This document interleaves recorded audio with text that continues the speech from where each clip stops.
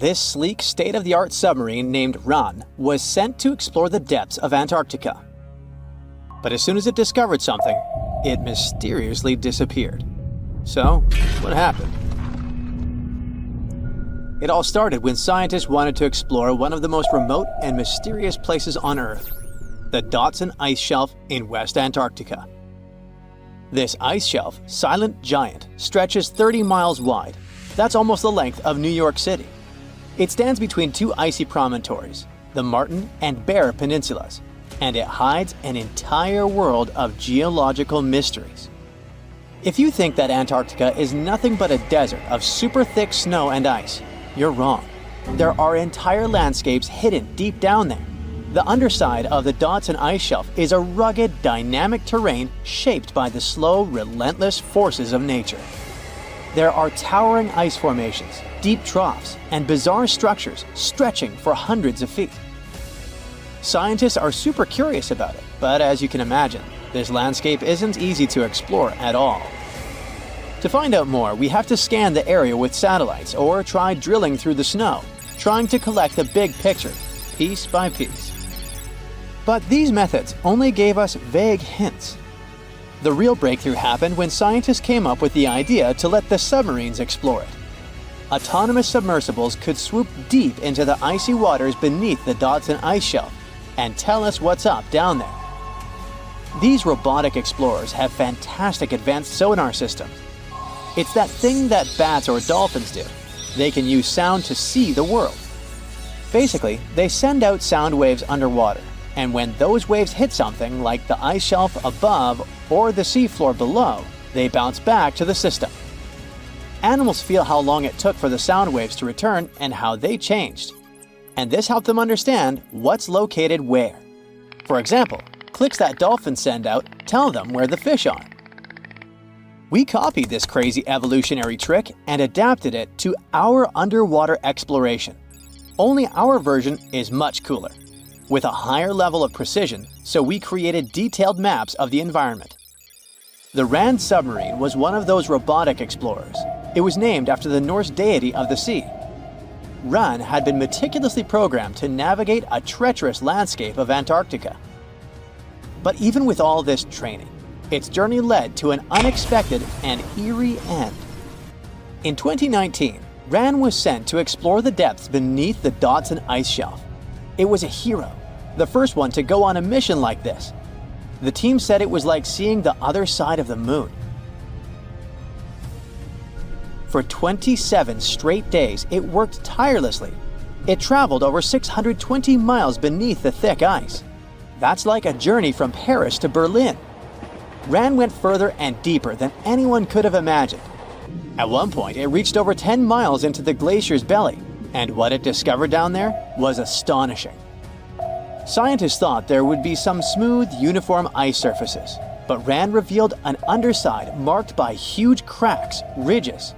There were formations that looked like sand dunes, frozen in time. And finally, it found some mysterious swirling and teardrop-shaped patterns. They all looked more like art than geology. This actually tells the story of ice shelves and the ocean around it. Warm water sneaks in under the ice and melts it from below. Sometimes it smooths the ice out, but other times it carves out these weird, uneven shapes that look like patterns and drawings. And some of these shapes are huge, over 1,300 feet long. That's about 3.5 football fields. The reason why they look like swirling doodles is because the Earth spins. It makes the water turn in special ways, bending the shapes and drawing these spirals. It's called the Coriolis effect. Imagine you were on a merry-go-round and tried to throw something like a ball. It would go in a curve, not a straight line. Same thing happens with the water on Earth. Later, scientists found similar patterns in other Antarctic ice shelves, though they weren't as epic as the ones under Dodson. But Ran also discovered something horrifying. Turns out that these warm waters, aside from being great artists, are also a huge danger. The Dodson Ice Shelf isn't just hanging out serenely on the sea. It's part of a very delicate system and acts as a protective barrier that holds back huge glaciers in West Antarctica. The ice shelf is floating on the ocean, but it's still connected to the land. As warm water sneaks underneath it and the ice melts, the Dodson can't hold on to the land as tightly anymore. The protective barrier starts to weaken, and this lets the glaciers behind it move faster into the ocean. When those glaciers flow into the sea, they add more water, which could cause sea levels to rise, eventually changing our coastlines. Rand stumbled upon huge pockets where the ice was melting at alarming rates, all due to powerful underwater currents. It was like seeing a ticking clock on the glacier. The stakes were high, but luckily the submarine was ready. This time, it managed to return. And then, it worked for 5 more years, helping scientists with tons of useful data. The missions were daunting. There could be periods where Rand slipped into the pitch-black cavity beneath the glaciers, spending 24 hours without communication. But it was mapping every peak and every valley. It gained experience from over 40 missions below ice. Then, in early 2024, Rand went on a mission to the Thwaites Glacier. The mission was bold from the start. This place is also ominously referred to as the Doomsday Glacier. It's called that because it's slowly melting and has the potential to raise sea levels worldwide if it collapses, causing catastrophes everywhere. That's why Rand was dispatched to explore its underbelly, a place that had never been mapped so intricately before. The idea was to uncover the glacier's secrets, study how rapidly it was melting and why. This was Rand's second time exploring Thwaites. During the previous visit, it became the first sub to ever map the glacier's underside. Rand was exploring the depths from 650 feet to 1,650 feet. It sent a lot of data about how the Doomsday Glacier was slowly melting due to warm ocean currents. But while venturing into these icy depths, something went wrong. Out of nowhere, Rand vanished, without warning, without a trace. One moment it was sending back crucial data, and the next it had slipped into the abyss. No distress signals, no final transmission, and it didn't return to the point it was supposed to. People sent extensive searches, helicopters soared overhead, drones buzzed through the frozen skies, but no sign of the submersible emerged from the glacier's grasp.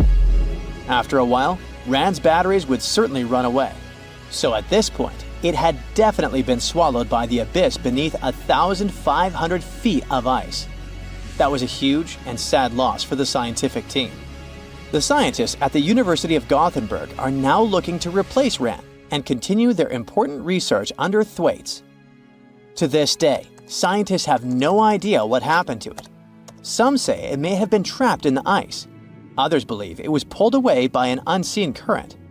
It also might have collided with something unexpected. Whatever the truth is, its disappearance has left scientists stunned, and it looks like the ice shelf will hold on to its secrets a little longer. At least we gained a treasure trove of knowledge from Rand's journey.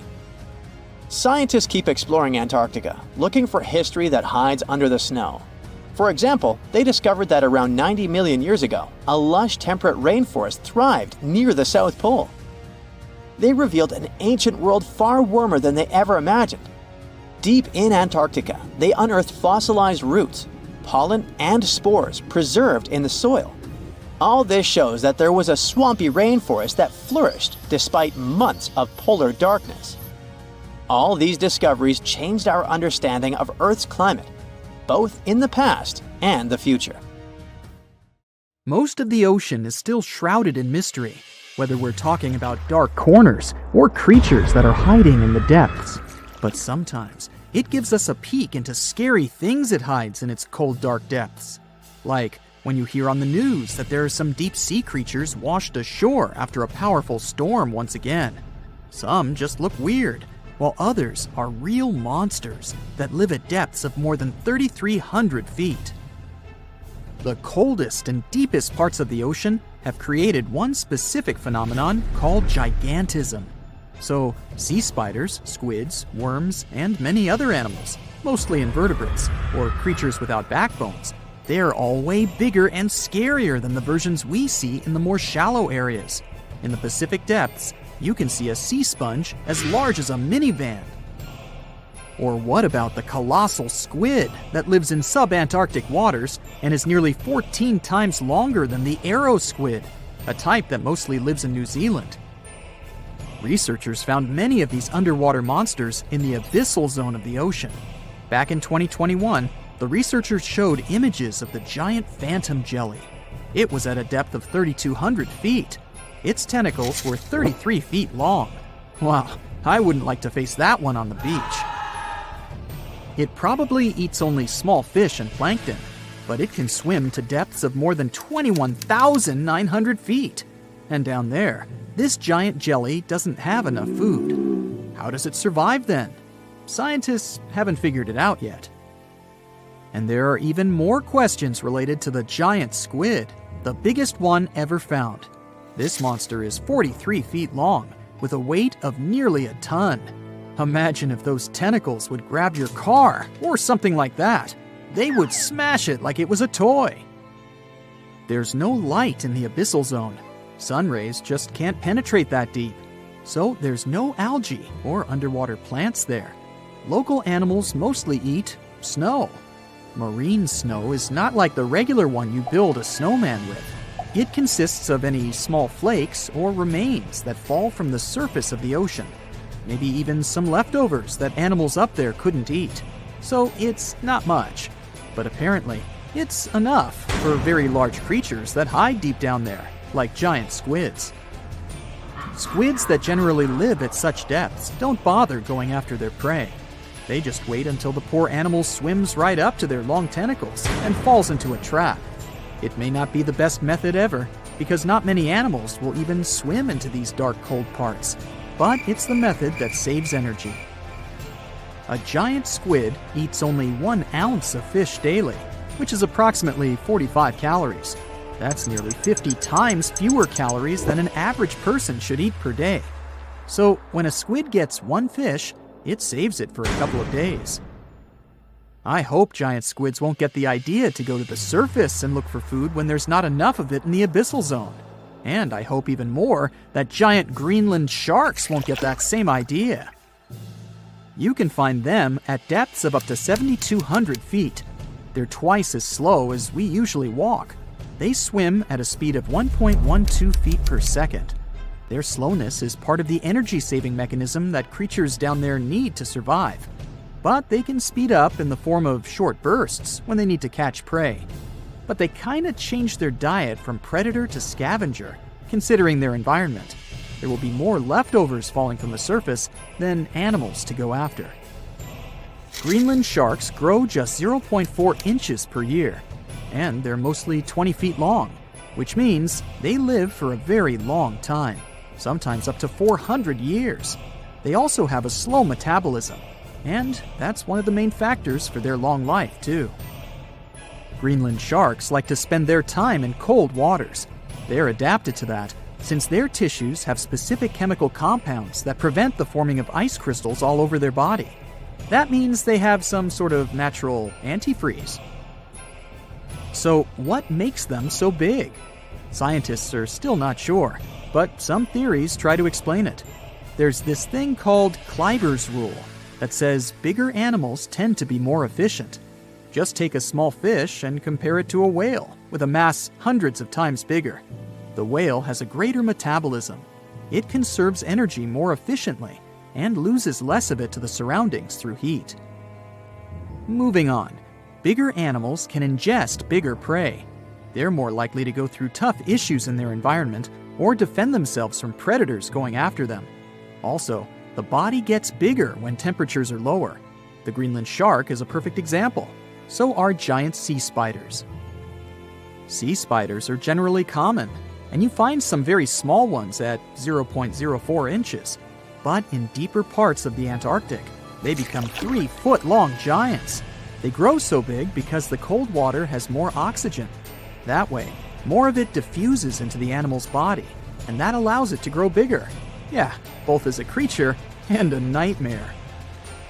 And how about this giant tube worm? Researchers found it accidentally while they were exploring the mysteries of the Pacific Ocean floor. They stumbled upon unusual hydrothermal vents. Volcanic heat is a thing that gets them going. As water seeps down through faults or cracks in the rock, these vents change their direction. When the water gets out of the vent, it's rich in different minerals and chemicals. Most animals wouldn't survive being around this toxic soup of chemicals, but not these tube worms. They came as a true surprise, because not only are they not bothered by these toxic vents and the almost boiling temperature of the water, but they developed entire ecosystems there. They're unique because they don't need sunlight to survive. Instead, small bacteria are their main source of energy. That bacteria gets their energy directly from these toxic chemicals. So it's not photosynthesis, but a process called chemosynthesis. And these tube worms don't have mouths. These bacteria live inside them. Strange story, huh? Plus, these scary worms reach up to 8 feet. Giant isopods are no better either. They lurk at the depths of the ocean of 1,640 feet or more below, far away from the sunlight, looking like some monstrous wood lice. They spend most of their time on the seabed, hoping to find some food falling from higher levels of the ocean. Check out their small hooked claws at the ends of their legs. Isopods use them to remain more stable while moving around the ocean floor. Since there's no light, they have long antennae that help them feel their way around. These sensory antennas are about half the length of their body. Giant isopods have pretty big eyes compared to their body size too. They can grow over 12 inches from head to tail. And these fellas are really patient. Remember how we said animals down there rarely get food? Sometimes they need to wait for years to get a proper meal. That's why their metabolism is amazingly slow. 5 years later. They can go for 5 years without eating anything. Imagine that. I get hungry just talking about this. In 2006, a biologist did research to compare the differences between the shallows and the deep sea regions. He realized the deep sea mirrors the island rule. First, isolated parts of land develop biodiversity you won't find anywhere else. Second, small-bodied life there grows much bigger when it's isolated, compared to life on large land masses. Resources are limited, but also competition and predators. And we don't know much about these deep-sea creatures. It's too expensive and too complicated to carry out such research. So we'll just wait for more raging storms to show us at least part of the monstrous world cold ocean depths hide. Imagine descending to the depth of the ocean. It's getting darker and darker. And suddenly, you see something shocking. The remains of a mysterious creature. You've never seen anything like that before. It actually happened in 2017. An oil and gas industry worker filmed a video and sent it to researcher Deborah Hatswell. Ultimately, the video ended up on the internet. It was recorded at a depth of about 2,700 feet during an investigation conducted by a remote-operated vehicle. At one point during the examination, the submarine came across the remains measuring almost 98 feet in length. The operator of the submarine was startled by the unexpected discovery. He tried to use the submarine's remote-controlled claws to get a hold of a piece of the skeleton. But once the claws touched the remains, they immediately crumbled into dust. Some people are sure that the skeleton must have belonged to a whale, but Hatswell has her own idea. She claims that since the video was taken by a professional, he should know what whale bones look like. Those who work underwater occasionally come across such remains. She also adds that a whale's spine has 3 blades spaced 120 degrees apart, but the discovered creature had only 2. Plus, the dimensions of the remains don't fit any sea life in that region. So, is it a representative of some previously unknown giant marine species or just a regular whale? It remains unclear.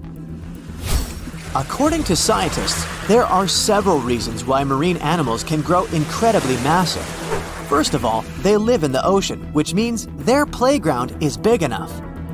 They aren't limited by any borders and thus can grow and develop. Besides, you might remember how weightless you feel when floating in the water. Marine giants experience the same. Unfortunately, unlike you, they can't rely on its skeleton. I mean, their bodies wouldn't be strong enough to support such a huge body on dry land. But in the ocean, the buoyancy of the water helps them stay afloat. That's why they can grow as massive as they want. The largest living animal on Earth is the blue whale. The average grown-up animal reaches up to 98 feet in length and weighs like 33 elephants. The blue whale's heart can be compared to a small golf cart, and the volume of this magnificent creature is almost the same as the volume of 7 fuel trucks. And if you think that at birth, blue whales are just as huge, you're absolutely right. When a baby whale gets born, it's already bigger than a hippo. At a length of almost 25 feet, this kid sometimes weighs more than an elephant, about 3 tons. A little whale drinks 50 gallons of mom's milk every day. As a result, it gains about 200 pounds of weight every day. But this is nothing in comparison to how much adult blue whales eat. They devour 4 tons of food a day. That's approximately 40 million krill. These tiny shrimp-like creatures are the main food source for blue whales. Now, how about we talk about other giant and unusual animals? These days, the capybara is considered to be the largest rodent in the world. It can grow up to 130 pounds. But around 3 million years ago, there was another rodent that was way larger than the capybara. It weighed a whopping 2,600 pounds. Let's call this creature J. monesi, since its full name is too tricky to pronounce. They lived in the forest areas of modern-day Uruguay. These animals had big front teeth.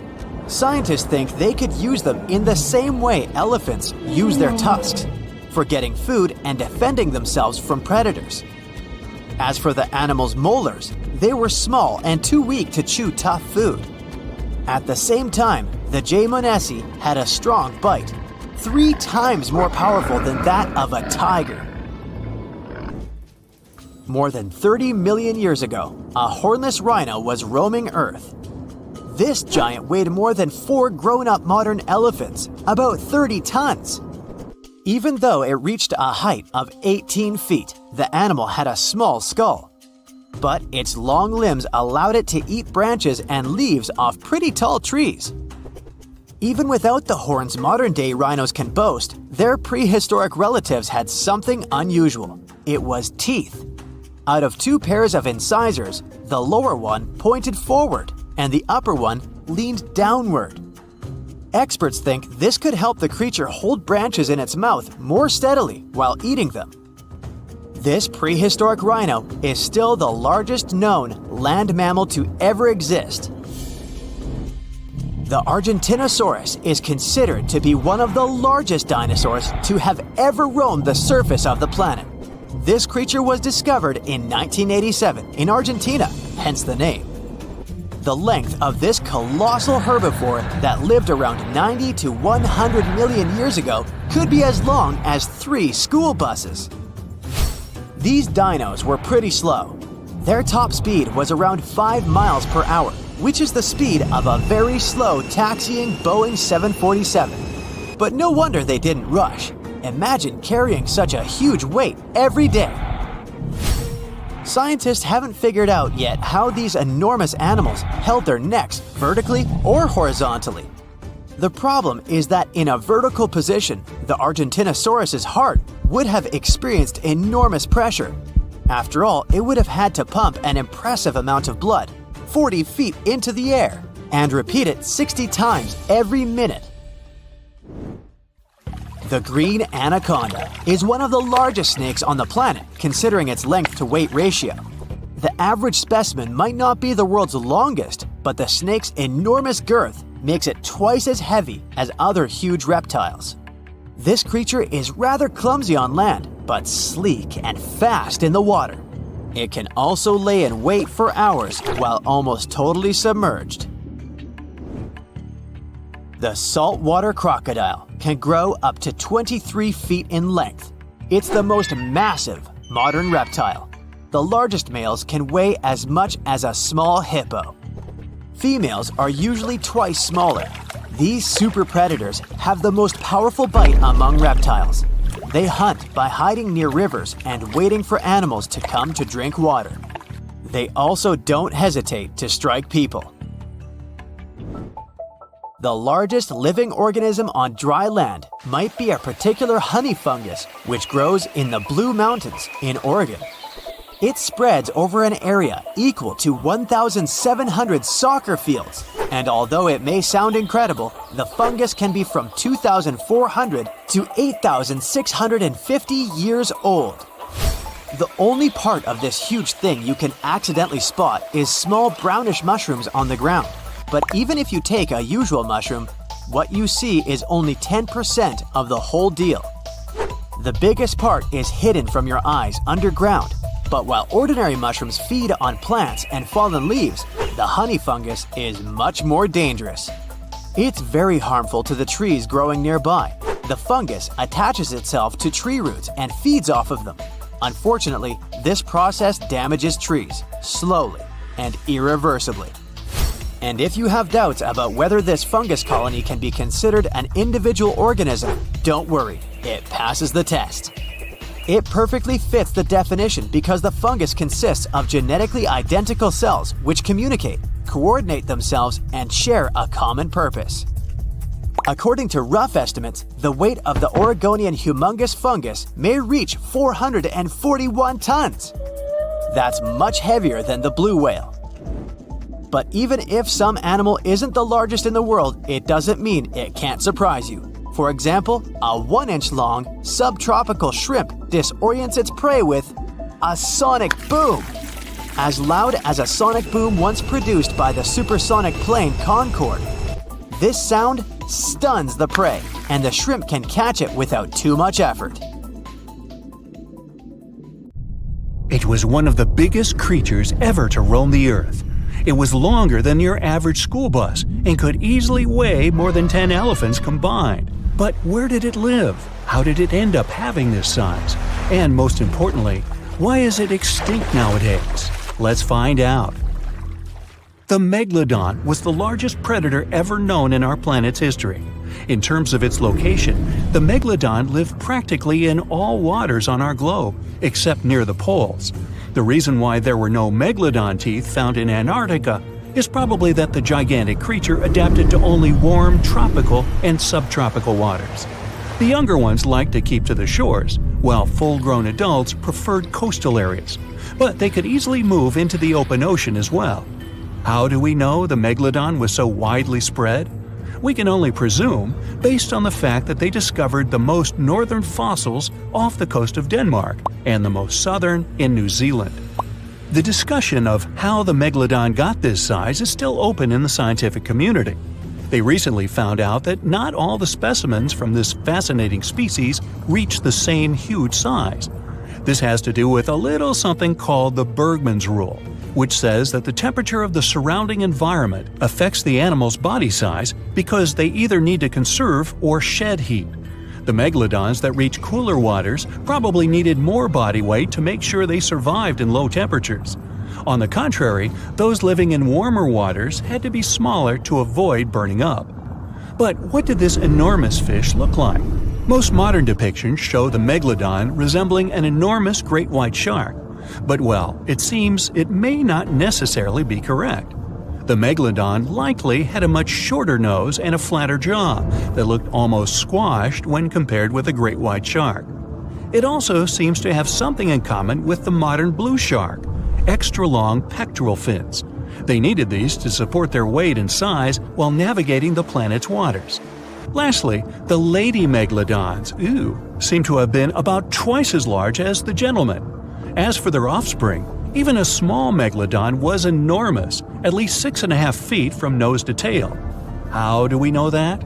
Because specialists have stumbled upon megalodon nursery habitats in Panama, Maryland, the Canary Islands, and Florida. Even the piles of used diapers were enormous. Nah, not really. Surely the scariest aspect of the megalodon's looks was its mouth. I mean, think about it. Megalodon had whales for dinner, so it obviously needed to open its mouth wide enough. Scientists have estimated that its jaw would span a mind-boggling size, 9 by 11 feet wide. Just to paint you a better picture, that means it could have easily gulped down 2 adult people side by side. Wait, which 2 adults? Those impressive jaws also feature 276 teeth. Based on modern reconstructions of the force of its bite, it looks like it may have been one of the most, if not the most, powerful animals of prey ever to exist. For comparison, humans can have a bite force of around 1,300 newtons. Today, great white sharks have been estimated to be able to bite down with a force of over 18,000 newtons. The Megalodon tops all the records, with an estimated power of bite up to 10 times greater than that. It could basically crush a car with very little effort. Its teeth were also pretty amazing. Similar to sharks, the Megalodon was fast in replacing its broken or worn teeth. With 4 or 5 rows of teeth in its mouth, it basically acted like a conveyor belt, growing back damaged or missing teeth within about 48 hours. This means that an adult Megalodon probably would have grown several thousand teeth throughout its lifetime. It was nice of them to do that, though, since it's probably one of the reasons why Megalodon teeth are so common in fossil records, and we're able to study them properly. To maintain its impressive physique, the Megalodon had to eat somewhere around 2,500 pounds of food per day. Can't wrap your head around that? Well, it was the equivalent of 1 1/4 cows per day to survive. It's like if you had to eat 3,300 cans of tuna every day. I've used the word Megalodon a lot, but have I mentioned where it comes from? When translated from Greek, it means giant tooth. Ah, those clever Greeks. However, this giant shark's full scientific name is a bit more complicated: Carcharocles megalodon. But are these gigantic predators actually extinct? We tend to believe so, but let's be honest for a second. We've come to know more about the surface of Mars than the depths of our oceans. Like, we've only explored 15% of our oceans altogether. Who knows what may be lying out there in the deep? Maybe some ancient predators? The Mariana Trench is the deepest oceanic trench on Earth. The Challenger Deep, its deepest part, is so deep that you could dip the whole of Mount Everest in there and it would still be over a mile above the surface. That's deep. If a Megalodon or 2 ever needed a place to crash, that would be a discreet enough location. However, the Mariana Trench is not a particularly comfy place to be in. Because it's cold and steeped in total darkness and all. The temperatures here are around 36 degrees Fahrenheit all year round. And to top it all off, the pressure is 1,000 times stronger than at sea level. So it's safe to assume that if any Megalodon is hiding in here, its teeth and bones might not be looking so good. Because of the intense pressure here in the Mariana Trench, proteins and calcium start to dissolve and disintegrate. That's why, for example, the Haddell snailfish, the deepest dwelling fish we've discovered, has evolved to feature flexible cartilage instead of bones. To survive here, the Megalodon would also need to learn to navigate in complete darkness.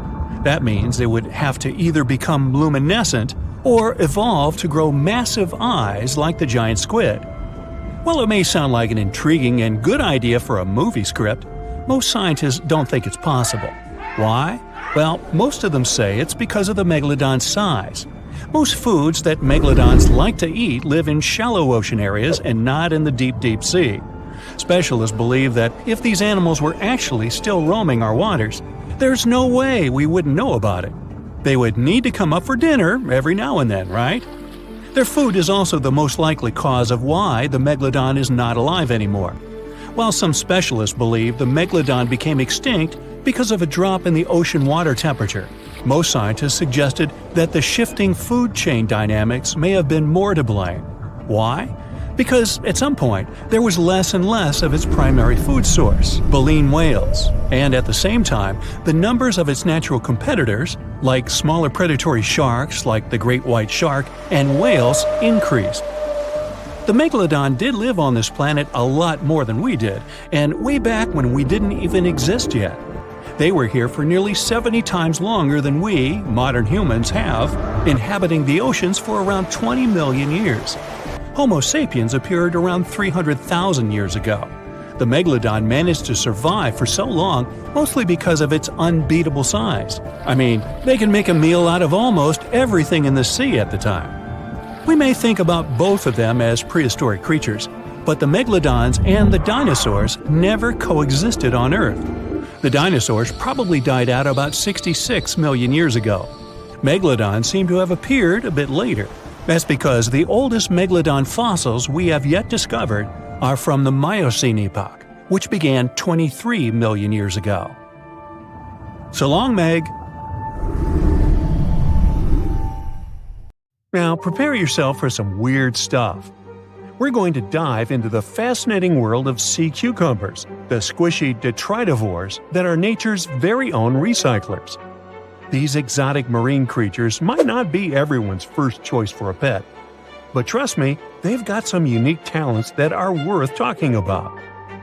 Sea cucumbers are colorful little creatures with a digestive tract that's basically just a hole at either end. Their bodies are fat and squishy, covered in leathery skin, and guess what? They breathe through their butts. These amazing creatures have found a way to make the most out of every part of their body, few as they are. Now, you might be wondering what sea cucumbers do with their unique set of skills. Well, they play a crucial role in cleaning our planet's waters. They munch on all the debris found on the seabed and break it down internally, removing all the bad stuff in the process. It's like having little vacuums cleaning up the ocean floor. Believe it or not, sea cucumbers are in high demand in the kitchen too. They're harvested and traded in many countries. The Asian market, in particular, absolutely loves them. You can find them being sold cooked and dried under all sorts of fancy names. Or, if you prefer a more direct approach, you can just call them sea slugs. Now, here's the fun part. A dried sea cucumber can cost you up to a whopping $1,400 per pound. These squishy delicacies are truly worth their weight. But let's take a step back in time. The tradition of eating sea cucumbers goes way back, more than 1,000 years in Asia to be precise. And as demand for these curious creatures grew, so did the need to find them elsewhere. This led to overexploitation of local fisheries, causing sea cucumber stocks to diminish in many countries. Uh-oh, not good for our little sea cucumber friends. One of the most interesting examples of sea cucumbers is the pink see-through Fantasia. Not only does it look amazing, but it also has this great defense system, where it uses bioluminescence to scare off predators. Thankfully, some brilliant researchers around the world have decided to act. They're on a mission to breed sea cucumbers and replenish the depleted fisheries. They're also exploring how these creatures can be a reasonable food resource and help reduce the damage done by fish farming. In Scotland, for instance, where a team of enthusiastic students started a company for this particular purpose. Their goal? To figure out how sea cucumbers can absorb as much of the bad stuff they can in the water. They might just be the aquatic superheroes we've been waiting for. Meanwhile, in Sweden, marine biologists are working hard to restore the population of red signal sea cucumbers. These poor creatures have been fished out of local waters, but specialists are determined to give them a fighting chance. They're also exploring how sea cucumbers can fit into seafood cultivation. Their lab is like a sea cucumber daycare, carefully nurturing the next generation of these wiggly wonders. And let's not forget about Canada. Research scientists are focusing on the giant red sea cucumber. These magnificent creatures can grow up to 20 inches long and are perfect for co-cultivation with other species. They're even developing special containment systems that will make it easier to keep sea cucumbers where they're needed the most. Okay, speaking of amazing sea creatures, what about a fish that can fly? Heard that right, we're about to stumble upon a land where fins meet flying, and the ocean becomes a runway for these airborne acrobats. Prepare to be fantastically entertained. Nah, I didn't write that one. So picture this, you're lounging by the warm ocean waters, minding your own business, when suddenly you see a fish soaring through the air like a torpedo. That's right, they are real, and they got some serious style. With their sleek bodies and pectoral fins that resemble wings, they're the high flyers of the sea. Now, you might be wondering, why would a fish take to the skies? Well, it turns out these magnificent creatures have developed this nifty gliding ability as a sneaky trick to escape from their underwater foes. And boy, do they have plenty of enemies. Those guys are all on the lookout for a tasty flying fish snack. When it comes to their diet, these avian fishes are quite the foodies. They chow down on a variety of treats, including the ever-popular plankton. Who knew tiny floating organisms could be so delicious? Now let's take a closer look at the flying fish family album. We've got a whopping 40 known species strutting their stuff in the sky. And here's a fun fact. All of them have tails that are forked in an uneven manner, with the lower lobe being longer than the upper one. It's like the fishy version of a funky hairstyle. And there's more. Some of these weird flyers even have supersized pelvic fins, giving them the appearance of having 4 wings. Can you imagine the envy in the fish community when they see these trendsetters gliding by? Okay, now let's get to the nitty-gritty of their airborne adventures. The flying fish takeoff is a sight to behold. First, they gather some serious speed underwater, reaching a zippy 37 miles per hour.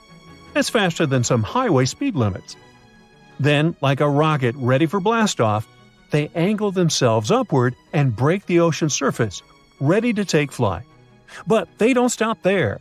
These thrill seekers can reach heights of over 4 feet in the air. Can you imagine the view from up there? They glide through the sky, covering long distances. That's like the fishy equivalent of a marathon. And here's the best part. When they approach the water again, they can flap their tails and continue their flight without fully returning to the depths. These fishy flyers are also all about the nightlife. Just like partygoers flock to a glittering disco ball, flying fish are attracted to light. Crafty fishermen take advantage of this by setting up canoes with just the right amount of water to keep the fish comfy but prevent them from escaping. Then they add a luring light to the scene, and before you know it, flying fish are caught left and right, supplying a bountiful catch for those lucky fishermen. Don't worry though, these flying fish aren't on the endangered species list. Not yet, at least. The next time you find yourself by the ocean, keep an eye out for these marvelous creatures. You never know when you'll see a flying fish extravaganza. Our next adventure takes us into the quirky world of underwater romance. Picture this. A scene that looks like someone doing the tango with their lunch. Wait, what? No, it's not a throwing up contest, I promise. We're diving headfirst into the jaw-dropping, pun intended, mating ritual of the jawfish. These curious creatures call the coral reefs of the Caribbean Sea and the Western Atlantic home. And boy, do they know how to make a spectacle of themselves. Forget about pickup lines or fancy gestures. These jawfish rely on their unique jaw-based moves to pursue their potential partners. It's like a dance-off, but with their mouths. Not only are these fishy fellas skilled in the art of sand scooping, but they also double as diligent parents. Talk about alliteration. Talk about multitasking. The males take their parental duties to the next level by carrying the precious eggs in their giant mouths until they're ready to hatch. It's like they have their own aquatic daycare center going on. When they're not busy nurturing their offspring, these jawfish transform their mouths into fighting tools. That's right, it's time for the Jawfish Fighting Championship. They go head-to-head, or rather mouth-to-mouth, in epic battles of mouth strength and agility. You know the old saying, put your money where your mouth is? Well, these jawfish take it to a whole new level. Whether it's for romance, parroting, or friendly competition, these jawfish show us that sometimes actions do really speak louder than words. They may look like they're having a bad seafood experience, but rest assured, it's just their unique way of finding love and expressing themselves. The stonefish. Stonefish aren't going to win any beauty contests, unless the pageant is for best rock lookalike. Their tiny unreflective eyes and rough skin blend in perfectly with their environment. A large head, an even bigger mouth, and a home full of Yeah, it's rocks. And just because you're on the beach doesn't mean you're safe. Stonefish can survive for 24 hours out of the water. Stepping on one or even handling one won't be that fun. Their dorsal fin spines have extremely strong venom. It shoots out when they get stepped on, and it can lead to paralysis or even heart failure. You'll need help fast. No wonder they're one of the most dangerous creatures in the water, or anywhere. Be careful when scrambling around rocky areas. They love to play hide and seek. The deep sea dragonfish. If there were a prize for the most hideous fish in the ocean, the deep sea dragonfish would win. With slimy, scaleless skin, massive teeth, and a face only a mother could love, this bad boy of the sea is nothing to mess with. It likes to swim between 700 feet and 6,000 feet below the surface of the ocean, where the waters are the darkest and coldest.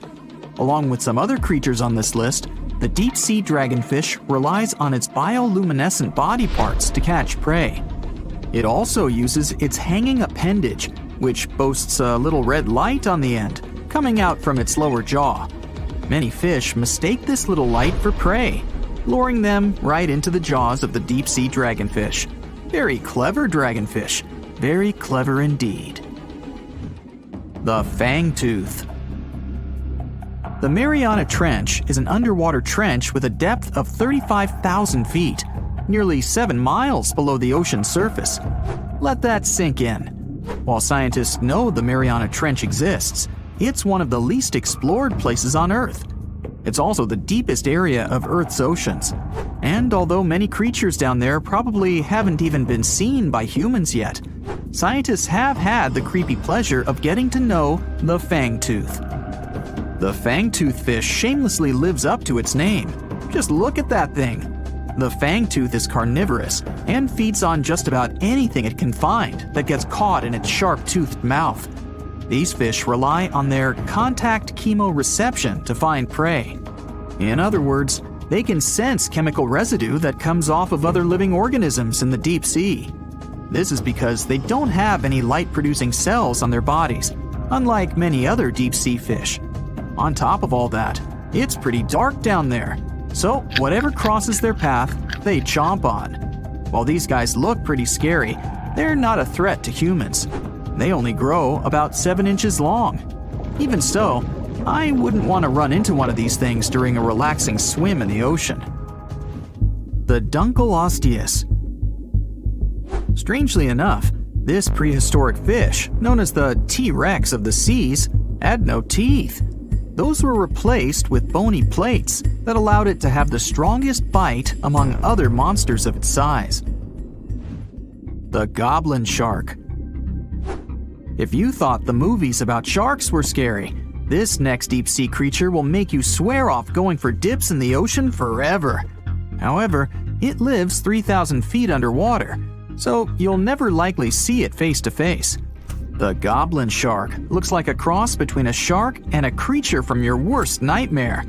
These sharks boast a protruding sword-like snout with a jaw that juts out to match.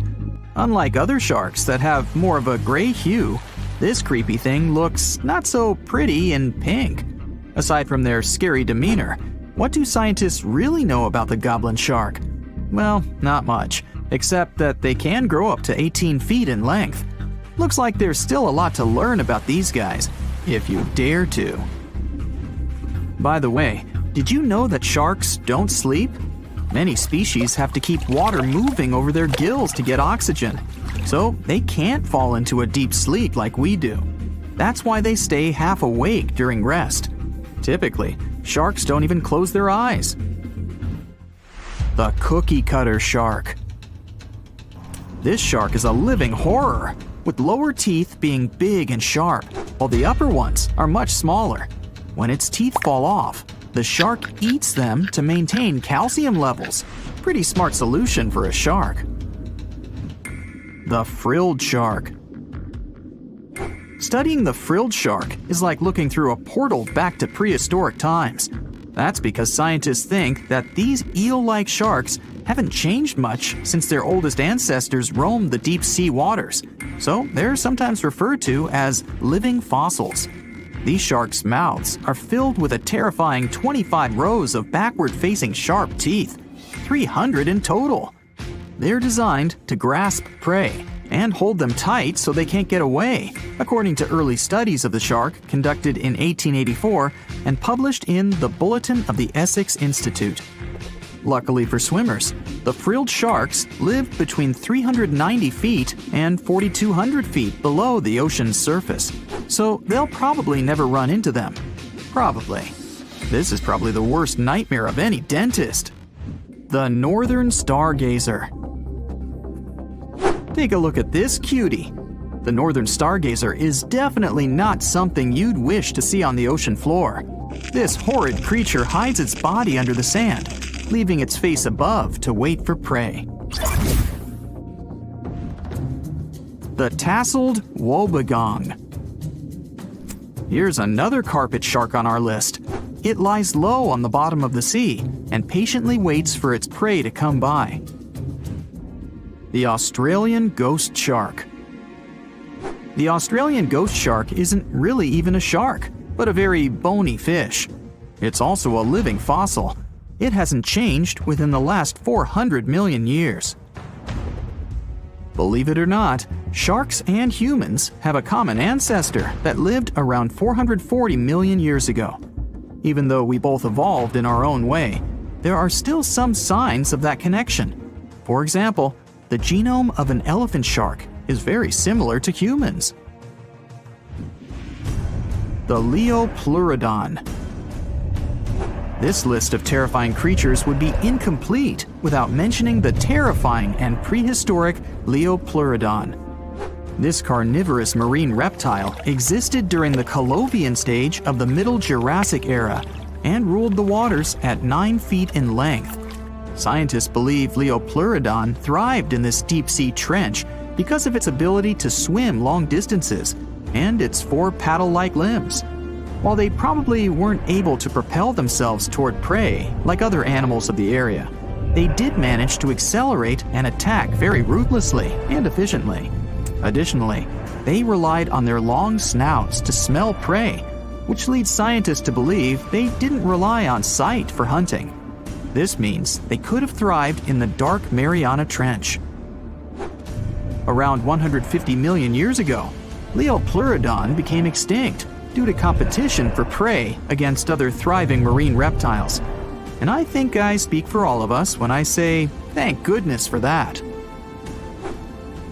Considering that scientists have only explored 5% of the ocean floor and found some of the scariest sea creatures imaginable, one can only dream of what other animals reside in the deep sea waters. Perhaps it's best to keep them in your imagination. Am I right? The megamouth shark. This shark is a filter feeder, and it's friendly to humans, although its huge mouth can look quite threatening. Like basking sharks, it swims with its mouth constantly wide open, as if it were on Twitter.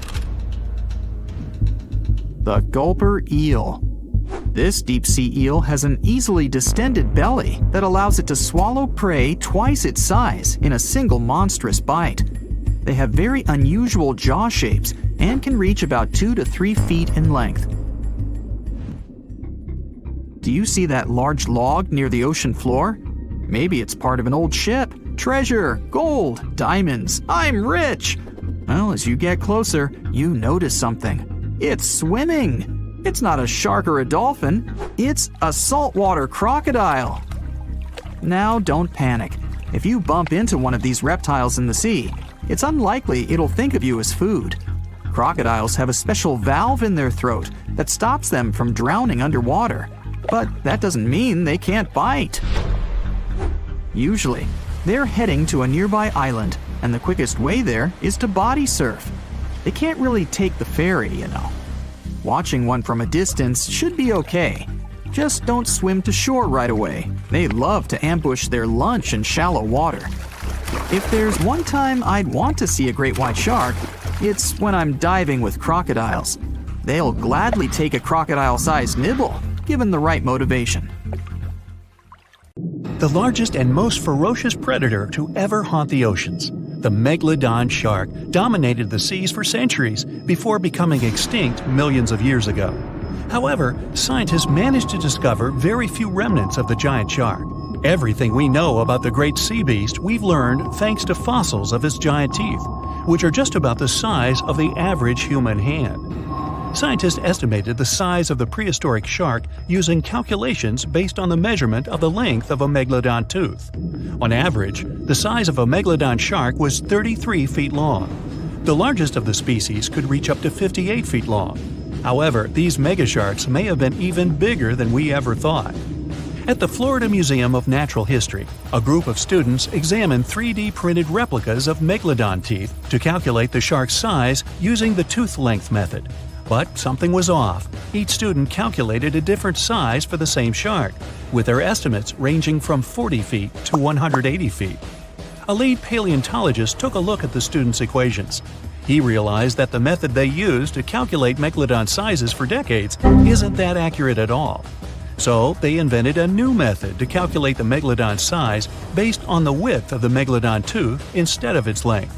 It turned out that the average megalodon would be around 65 feet long. It's almost double the size scientists previously thought, and would mean that the average megalodon is the length of 2 school buses. A megalodon skeleton has never been discovered. Shark skeletons are made mostly of cartilage, meaning that they decompose quickly. Luckily, sharks continuously shed and regrow teeth throughout their lives. One shark can go through 40,000 teeth in a single lifetime. Scientists have managed to study different types of shark species based on their teeth alone. The Megalodon shark had around 276 teeth. When they fell out, these teeth landed in seabed, where they stayed for millions of years, fossilizing. Scientists found those teeth, and they're the only real record we have of the Megalodon's existence. The word Megalodon means giant tooth. Its tooth is around 7 inches long. For comparison, the largest tooth of a great white shark is only 3 inches long. To find a bigger set of choppers, you'd have to go back 65 million years to find the great Tyrannosaurus rex, whose teeth measured a whopping 12 inches.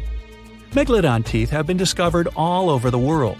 It means that, unlike other marine animals of its time, the Megalodon was intercontinental. Even today, most sharks and marine animals tend to stick to one sea or ocean. The Megalodon shark swam freely around the world, moving between tropical and subtropical waters. Megalodon teeth have been found in every continent apart from the freezing cold waters of Antarctica. When a Megalodon makes a starring appearance in a movie or TV show, it's portrayed to look like a giant version of a great white shark. Scientists previously believed that the Megalodon and the great white shark both descended from one common ancestor. Still, it's not true. In fact, it's more likely that the Megalodon was the arch-enemy of the great white shark's ancestor, the broad-toothed mako shark. That means Megalodon wouldn't have looked so similar to the great white after all. In reality, the Megalodon would have a shorter nose than the great white, along with longer pectoral fins to give the giant shark a stockier and more threatening build. Not only was the Megalodon the largest shark in the world, but it was also one of the biggest fish ever to exist. An apex predator of this size would have needed a huge diet to keep it moving. The Megalodon would have eaten 2,500 pounds of food every day. The Megalodon diet consisted of larger species of fish, dolphins, and even other species of sharks. Ancient fossilized whale bones with cut marks of Megalodon teeth have been discovered. It means Megalodons weren't intimidated by the size and tried to feast on the giant whales of the past. Scientists have used computer simulations to try and work out the hunting style of the ancient shark. Using this technology, scientists have discovered that the Megalodon's attack style was very different from that of modern-day sharks. Modern sharks dive straight for their prey's most vulnerable spot, for example, the soft underbelly of a seal. The Megalodon's teeth were uniquely suited to biting through tougher areas of cartilage. So, evidence suggests that a Megalodon would first chew the tougher fins of their prey, rendering them unable to swim away before launching into their final attack. The mouth of a Megalodon was around 10 feet wide and 9 feet tall, large enough for you to swim into without touching any teeth. However, we don't recommend that. Their mouths were so large a Megalodon could swallow a small car without even having to bite down on it. Research teams from Australia and the US collaborated to work out the biting power of the Megalodon using computer simulations. The results were terrifying. While the modern great white shark has the biting power of 1.8 tons of force, the Megalodon could easily chomp down on its prey with a biting power of 18.2 tons. The bite of the Megalodon would easily be able to cut through steel and overpower any other predator in the ocean. Scientists believe that the Megalodon has the most powerful bite of any creature that has ever existed. The Megalodon's bite would easily overpower the T-Rex, which has a biting force of 6 tons. Mysteriously, no one knows exactly when or how the Megalodon went extinct. However, several theories are floating around as to how this could be the case. The Megalodon had become extinct by the end of the Pliocene, which was a phase of global cooling that spanned over 5 million years and ended over 2.6 million years ago. New evidence suggests that the last Megalodon lived at least 3.6 million years ago, right in the middle of the Pliocene era. Another theory claims that these megasharks disappeared because of the changing Earth temperatures occurring during the Pliocene. As the Earth cooled down, the tropical waters of the world's oceans plummeted to colder temperatures. Scientists believe that this led to the extinction of a third of all large marine animals, meaning that the Megalodon's food source took a massive hit.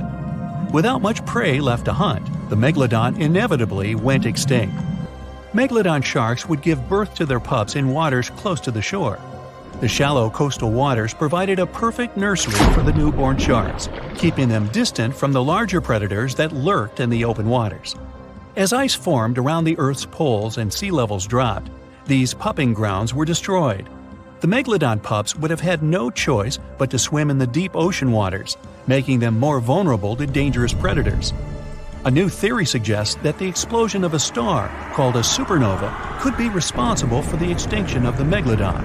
Around 2.6 million years ago, a supernova over 150 light-years away from Earth lit up the prehistoric sky and lingered there for months. A few hundred years after the supernova had faded, particles of cosmic energy from the star explosion plummeted to Earth. The energy particles carried dangerous amounts of radiation. Researchers believe that this radiation could cause the mass extinction of many marine animals, including the Megalodon. Radiation from the particles extended hundreds of yards down into the ocean and was more dangerous for bigger creatures than for smaller ones. The bigger the creature is, the more radiation they would absorb. The 60-foot-long Megalodon was large enough to absorb great amounts of radiation. Some people believe that the Megalodon is still alive today, lurking at the depths of the ocean waters. But it's unlikely to be true. Megalodons are a warm water species, which means they would be unable to survive in the cold waters of the deep ocean. Most of the Megalodon's potential prey live in shallower waters, meaning there would be very little for the Megalodon to eat at a deep sea level. Simply put, if there were an animal as big as the Megalodon still living today, we would have spotted it by now. Scientists and geologists are out there in the vast ocean, towing these trusty devices, also known as streamer cables. They drop these cables about 16 to 65 feet deep, with each stretching over 20,000 feet long. Now you can imagine that this whole setup creates quite a commotion underwater, attracting all sorts of curious creatures. And guess who shows up for the party? Sharks. Yep, these toothy pals are drawn to the magnetic fields of the streamer cables and sometimes mistake them for a chewy snack. Now, before you start thinking that sharks have a personal vendetta against these cables, let me tell you something. This is not a new problem. It's been going on since the 1980s. Even big players like Google have faced these underwater cable conundrums. They had to surround these internet cables with a fancy material to protect them from shark teeth. I mean, can you imagine a shark causing a delay in your internet browsing? That's one hungry predator with a serious grudge against technology. So, why exactly are sharks so keen on these cables? Well, no one knows for sure. Some scientists think it's because sharks have a thing for electromagnetic fields and get curious. Others believe they just have a thing for anything cable-shaped. It's not all sharks that cause such problems, but which of them are the troublemakers in this aquatic tale? Well, it depends on the depth of the cables. For example, when it comes to a particular depth, the bull sharks seem to be the mischief makers. These bad boys have solid gray physiques and short snouts. They're like the bullies of the underwater neighborhood, causing trouble wherever they go. Bull sharks are widely found in tropical and warm waters around the world, and they seem to have a knack for seeking out these streamer cables. Now I know what you're thinking. Did these scientists really catch a group of bull sharks and make them bite cables just for science? Nope, they're way too clever for that. Instead, they used a 3D scan of an authentic bull shark jaw to create a computer model. Talk about high tech. They simulated shark attacks on the cables, measuring the impact and compression forces. It turns out that a shark can really do a number on those cables. But here's the kicker. The strength of the cables depends on how fast the shark is swimming when it decides to take a chomp. So if you see a shark cruising by at top speed, you better watch out for those cables. But wait, we can't blame the poor sharks entirely for the fate of these underwater cables. A 2009 report points out that a lot of fish have a considerable history of nibbling on cables. It's like a buffet for these underwater creatures. Barracudas, sharks from shallow and deep waters, and even some other sneaky culprits have been identified as cable biters. They just can't resist sinking their teeth into the cable wrapping, which then lets the power conductor hang out with the seawater. It's a recipe for cable failure. Still curious about the fascinating world of cable installation? Did you know that more than over 90% of international data takes a watery journey? These cables, which are like underwater highways, stretch for hundreds of thousands of miles beneath the ocean's surface, reaching depths as deep as the size of Mount Everest. Now, you might be wondering how these cables are placed. Well, it's not as simple as dropping wires in the water like in the cartoons. In fact, it requires some careful planning and specialized boats called cable layers. These brave boats meticulously run the cables across the flat surfaces of the ocean floor, making sure to steer clear of all obstacles that Mother Nature throws their way. When it comes to cable sizes, the shallow water cables are about as thick as a soda can. On the other hand, deep water cables are way smaller, measuring up to the size of a marker. Why the difference, you ask? Well, it's all about vulnerability. Way down there, 8,000 feet below sea level, there isn't much action going on. Therefore, these deep-sea cables don't need as much shielding wire for protection. They're like the skinny swimmers of the cable world, gliding through the depths with ease. But let's not forget about the installation costs. Brace yourself, because placing a cable across the vast expanse of the ocean is no bargain. We're talking about millions of dollars. Now, the actual price may vary depending on factors like the total length of the cable and its destination. But trust me, it's definitely not pocket change. Installing shallow water cables is quite the spectacle. They're carefully stuffed beneath the ocean floor using high-pressure water jets. It's like giving these cables a cozy underground home, shielding them from the whims of the ocean currents. So, while cable installation may be slow, and, let's face it, a bit expensive, it's truly a remarkable feat of engineering.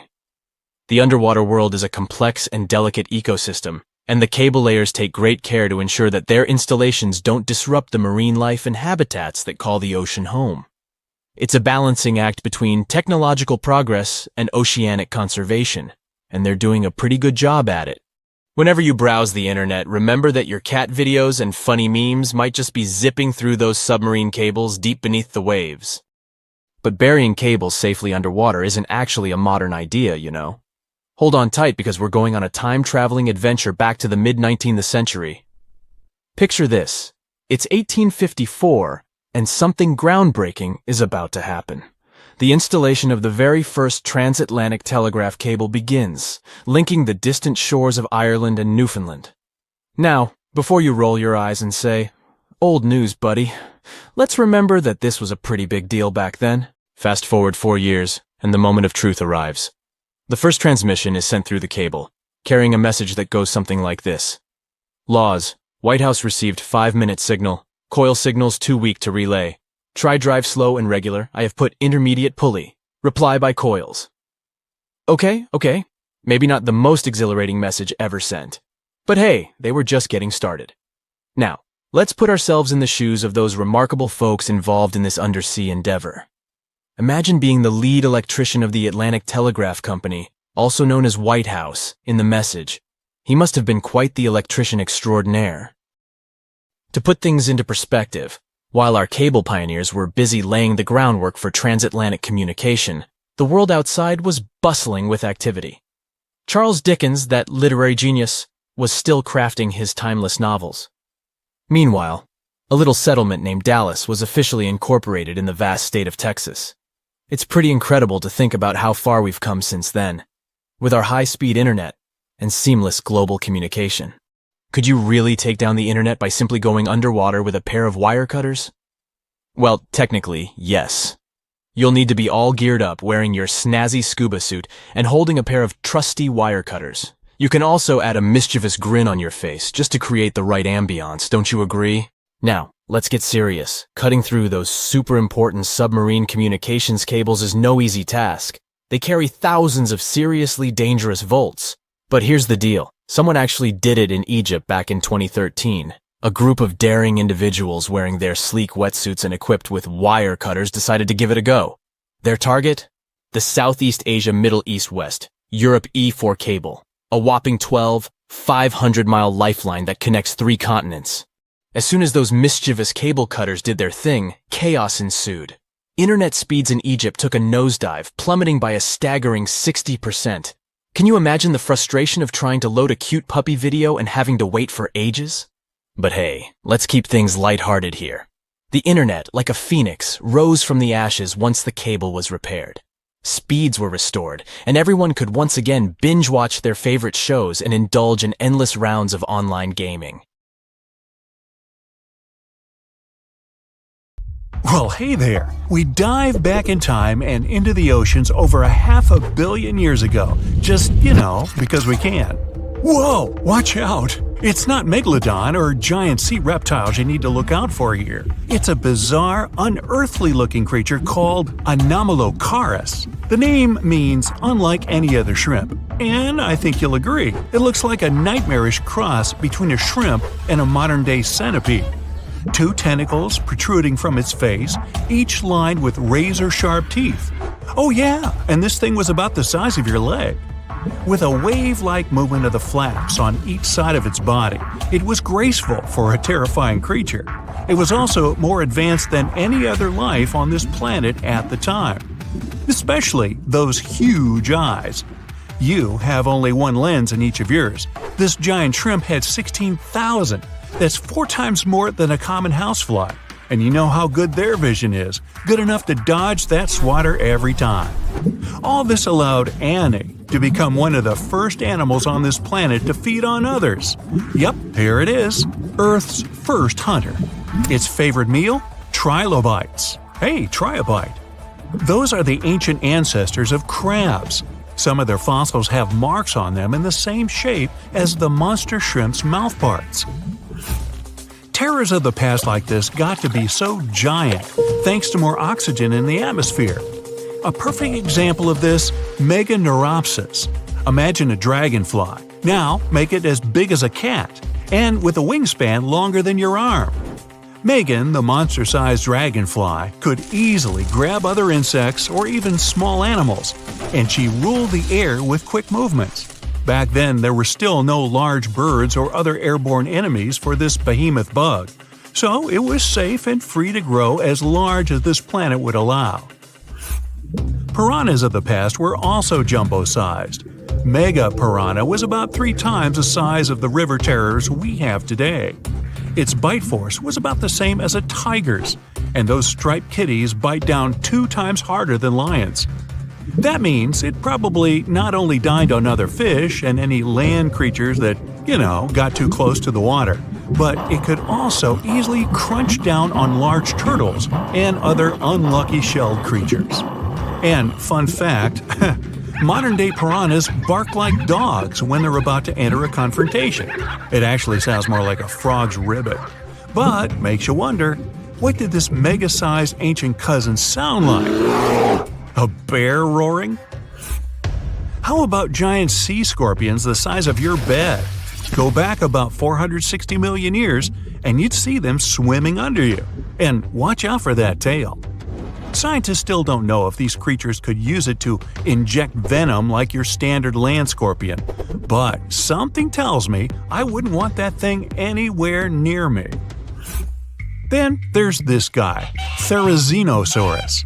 Terry looks sort of like a goose with long arms. Oh, and did I mention this goose dino is about 2 stories tall and longer than a bus? Yow! Its arms make the T-Rexes look even more bite-sized, each 8 feet long, almost triple the length of T-Rexes. And on the end, razor-sharp claws the size of your whole arm. Now, don't worry about those lengthy claws too much, though. Terry probably used them to cut through giant termite nests. So, this huge reptilian goose was more interested in eating bugs and plants. Another mega monster for you, Megatherium. The giant ground sloth could look a giraffe straight in the eye and weighed as much as a hippo. It moved mainly on its hind legs and used its massive tail as support. He had huge paws with colossal knife-sized claws. The sloth could use them to defend itself from enemies and to bend tree branches in search of food. But the biggest danger to the giant ground sloth wasn't dinosaurs or saber-toothed tigers. It was our own species. Yep, humans showed up just in time to meet this fellow and to, eat him up. Titanoboa was a terrifying 50-foot snake, as long as the great Megalodon itself. It was also more than 2 times heavier than the heavyweight champion among snakes today, the green anaconda. Crocodiles were a regular on this serpent's menu. Titanoboa could swim 3 times faster than the fastest Olympic swimmer our species has ever seen. It was quicker and more dangerous in the water than outside it. And don't forget the boa part of its name. This massive snake wasn't venomous. Instead, it liked to squeeze. Remember that giant shrimp from earlier? Well, Opabenia looks like its teeny-tiny finger-sized cousin. And instead of 2 toothy tentacles, this thing had a vacuum hose coming out of its face. On the end of that trunk, what looks like a single crab claw. Add 5 eyes and a mouth under its head, and you've got a recipe for something not of this planet. Only it is. This creature used its trunk like an elephant does. Its claw grabbed food from the bottom of the ocean and brought it up to its mouth. This thing is so weird-looking that, apparently, when the scientists who discovered it presented his findings to an audience, they all laughed as if he were joking. Now, a real-life monster, the Tully monster. From a distance, it looks a bit like Nessie, that long neck and teeth-lined jaws. But get closer, and you'll see it's more like a long nose with a mouth attached at the end, like a mosquito. Its eyes are further back, sticking out of tubes all snail-like. Tully was an ancient mollusk, about the size of your forearm. It probably dined on jellyfish and shrimp 300 million years ago. Thylacus smilus will put a smile on your face as long as you don't get too close. No, it's not a relative of the saber-toothed tiger. It was a marsupial, making it more related to a kangaroo than anything. And if you compare them to body size, its fangs were actually longer than a saber-toothed tiger's. And they grew continuously. As for that beard on its chin, that's actually all chin. The lower jawbone grew down to a point under the mouth. Those fangs were rooted to the skull, going way back to its eyes. When the mouth was closed, that bony beard protected the long, sharp teeth from breakage. Staganapolis, not to be confused with Minneapolis, might look like a big crocodile with a squished-in snout, but it was mostly harmless. Its small head and very few teeth meant the reptile didn't have much to work with when protecting itself. That's what all those armored scales were for, and no need for huge fangs or long rows of razor-sharp teeth when you're a plant eater. That beak-like tip on its nose allowed the stag to dig up plants. So, really, this reptile was more like a 10-foot scaly pig than a croc. Basilosaurus was a type of ancient whale that lived on our planet about 45 million years ago. Not quite as long as a blue whale, but this guy was still big enough to munch down on other whales and even sharks. Some people believe these monsters could still exist today. Eyewitnesses claim to have seen a giant sea dragon, and Basilosaurus fits the description. Plus, 90% of our oceans are unexplored. There's plenty of space to hide a sea monster. But scientists haven't found any fossils of this ancient whale younger than 3.7 million years. So, this myth is busted. Stegosaurus is one of the most recognizable dinosaurs that ever lived. It can easily be distinguished by those huge spikes on its tail and the bony plates on its back. It was twice as long as a giraffe and nearly 5 times heavier. But compared to its body size, it had the world's smallest brain. It was no larger than a dog's.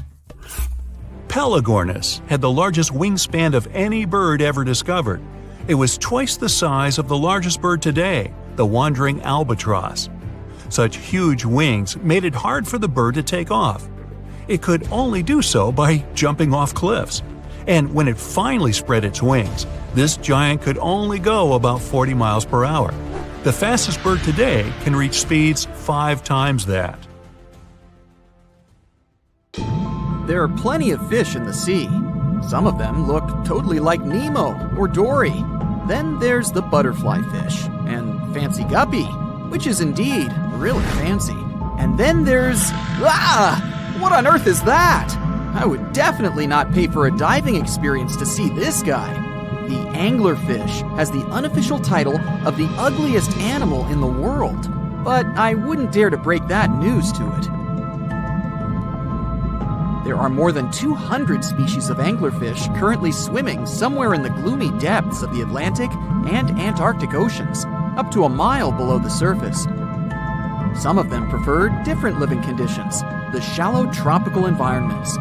Different kinds of anglerfish vary in shape and size, from the famous black sea devil to frogfish, monkfish, footballfish, goosefish, batfish, and sea toad. The larger ones can be half as long as a full-sized bed, but most are less than a foot long.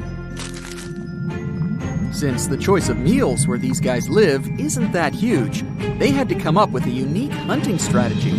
They don't waste their priceless life energy on following prospective prey.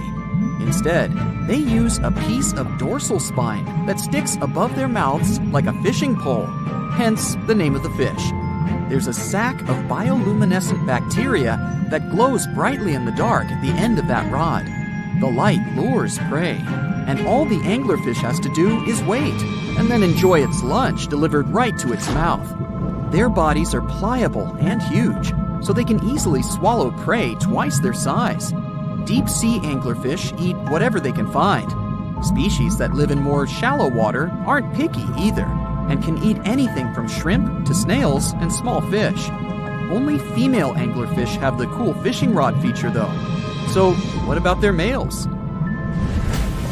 Finding a soulmate deep under the sea isn't that easy.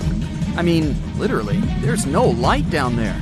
Plus, there are frigid temperatures and low oxygen levels. Anglerfish can't afford to go on many dates in those conditions, so they mate for life. And before you go aw about it, I have to tell you, they do it in quite a special way. Male anglerfish are much smaller than their ladies. The contrast is so striking that when researchers first got interested in their love life, they thought those males were actually the offspring, or larvae, hanging out next to their moms. Certain anglerfish male species have receptors that alert them that there's a female nearby. After they mate, the male bites into his woman and stays attached to her head, belly, near her tail, and other areas he can access. While they morph together forever, the female fish gets the male's cells, DNA, and reproductive organs, but loses her immune response cells. The male gets free permanent housing and nutrition. Given the current real estate prices, it sounds like a dream. But that accommodation is shared by up to 8 males, and they can't move out if they ever feel like it. You're unlikely to meet this deep-sea fish in real life, but if you meet an anglerfish in your favorite video game, remember that you can easily outswim it and make it kinder to you with tranquilizing arrows. Once you befriend it, the anglerfish can be your scout and help you discover new areas with its bioluminescent pods.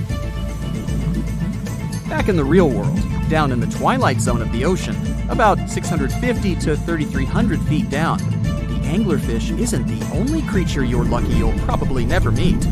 Many of the locals look like they come straight out of science fiction or horror movies, but that's because they had to adapt to this dark, deep world. I did my best to get you prepared for the creatures you're going to meet, starting with the common fangtooth.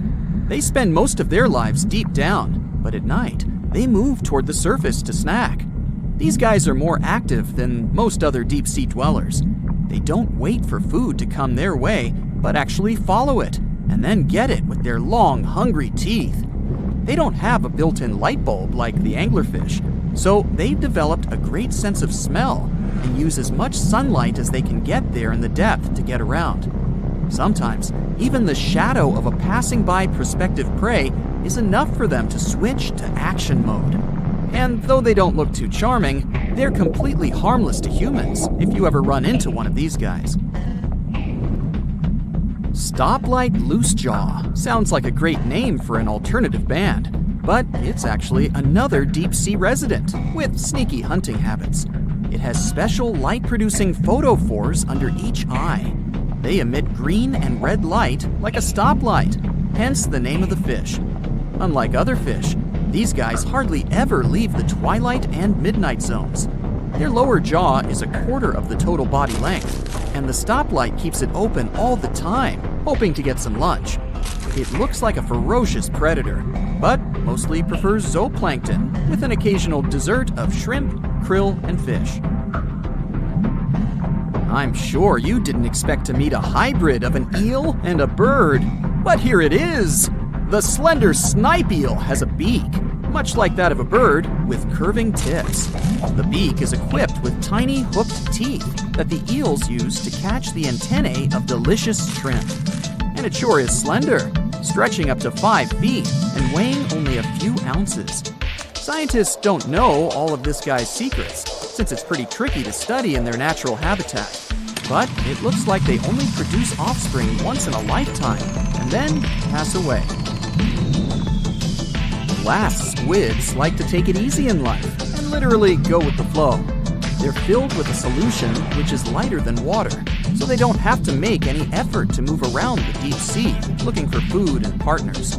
These creatures are transparent, so they blend into any landscape and don't even cast a shadow while moving. Talk about a great survival tactic. If danger finds it anyway, it can transform into a lumpy ball, pushing its head and tentacles into its mantle cavity. It can also release ink into the mantle and go from transparent to black. The same ink can protect it against hungry whales and seabirds. Another tactic they use to scare off predators is to activate their light-emitting organs around their eyes. I'm getting hungry. Maybe I can snack on this sea cucumber. Ouch, it's moving! So I guess it doesn't belong in a salad after all. These soft-bodied fellows live in all parts of the ocean, from shallow waters to the deep underwater world. Most of them slowly move around with their tiny feet, but some crawl around by flexing their bodies. Sea cucumbers can shed their internal organs when there's a predator approaching. Those sticky organs distract the intruder, and the happy cucumber moves on and just grows the organs back. What's that glistening in the distance? Looks like someone dropped gems in the water. That's a sea sapphire, also known as the most beautiful animal you've never seen. Some males of this type of copepod can change color from deep blue to purple, red, or gold. 1 second later, it's gone. And it's back, shimmering bright. The secret to this magic is that their bodies are transparent and reflect light differently at certain angles. It looks like it's their way of communicating between each other and attracting mates. Female sea sapphires don't have the same superpower, but their eyes are bigger compared to males, probably to spot them from a distance. Males roam wild and free, and their ladies stay in the crystal palaces of strange barrel-shaped jellies called salps. Want to high-five a sea creature? Well, put your hand up for the Tasmanian red handfish. This fish doesn't swim like a fish. It walks. It uses its flipper-like hands to stroll around on the ocean floor. These bottom walkers are disturbed by swimmers and boats a lot. Some people even want to take them home as pets. I think it's better to just give them a wave and swim on by. The vampire squid. Its species name is Vampiroteuthis infernalis, which translates to vampire squid from hell. Oh yes, this vampire squid means to terrify everyone with its name. its dark red color, its spikes at the bottom, and the scary fact that it can basically turn itself inside out. The vampire squid loves putting on a good show, but it's as harmless as a kitten is to humans. It's as if Dracula scared the pants off you, but he didn't have blood-sucking fangs.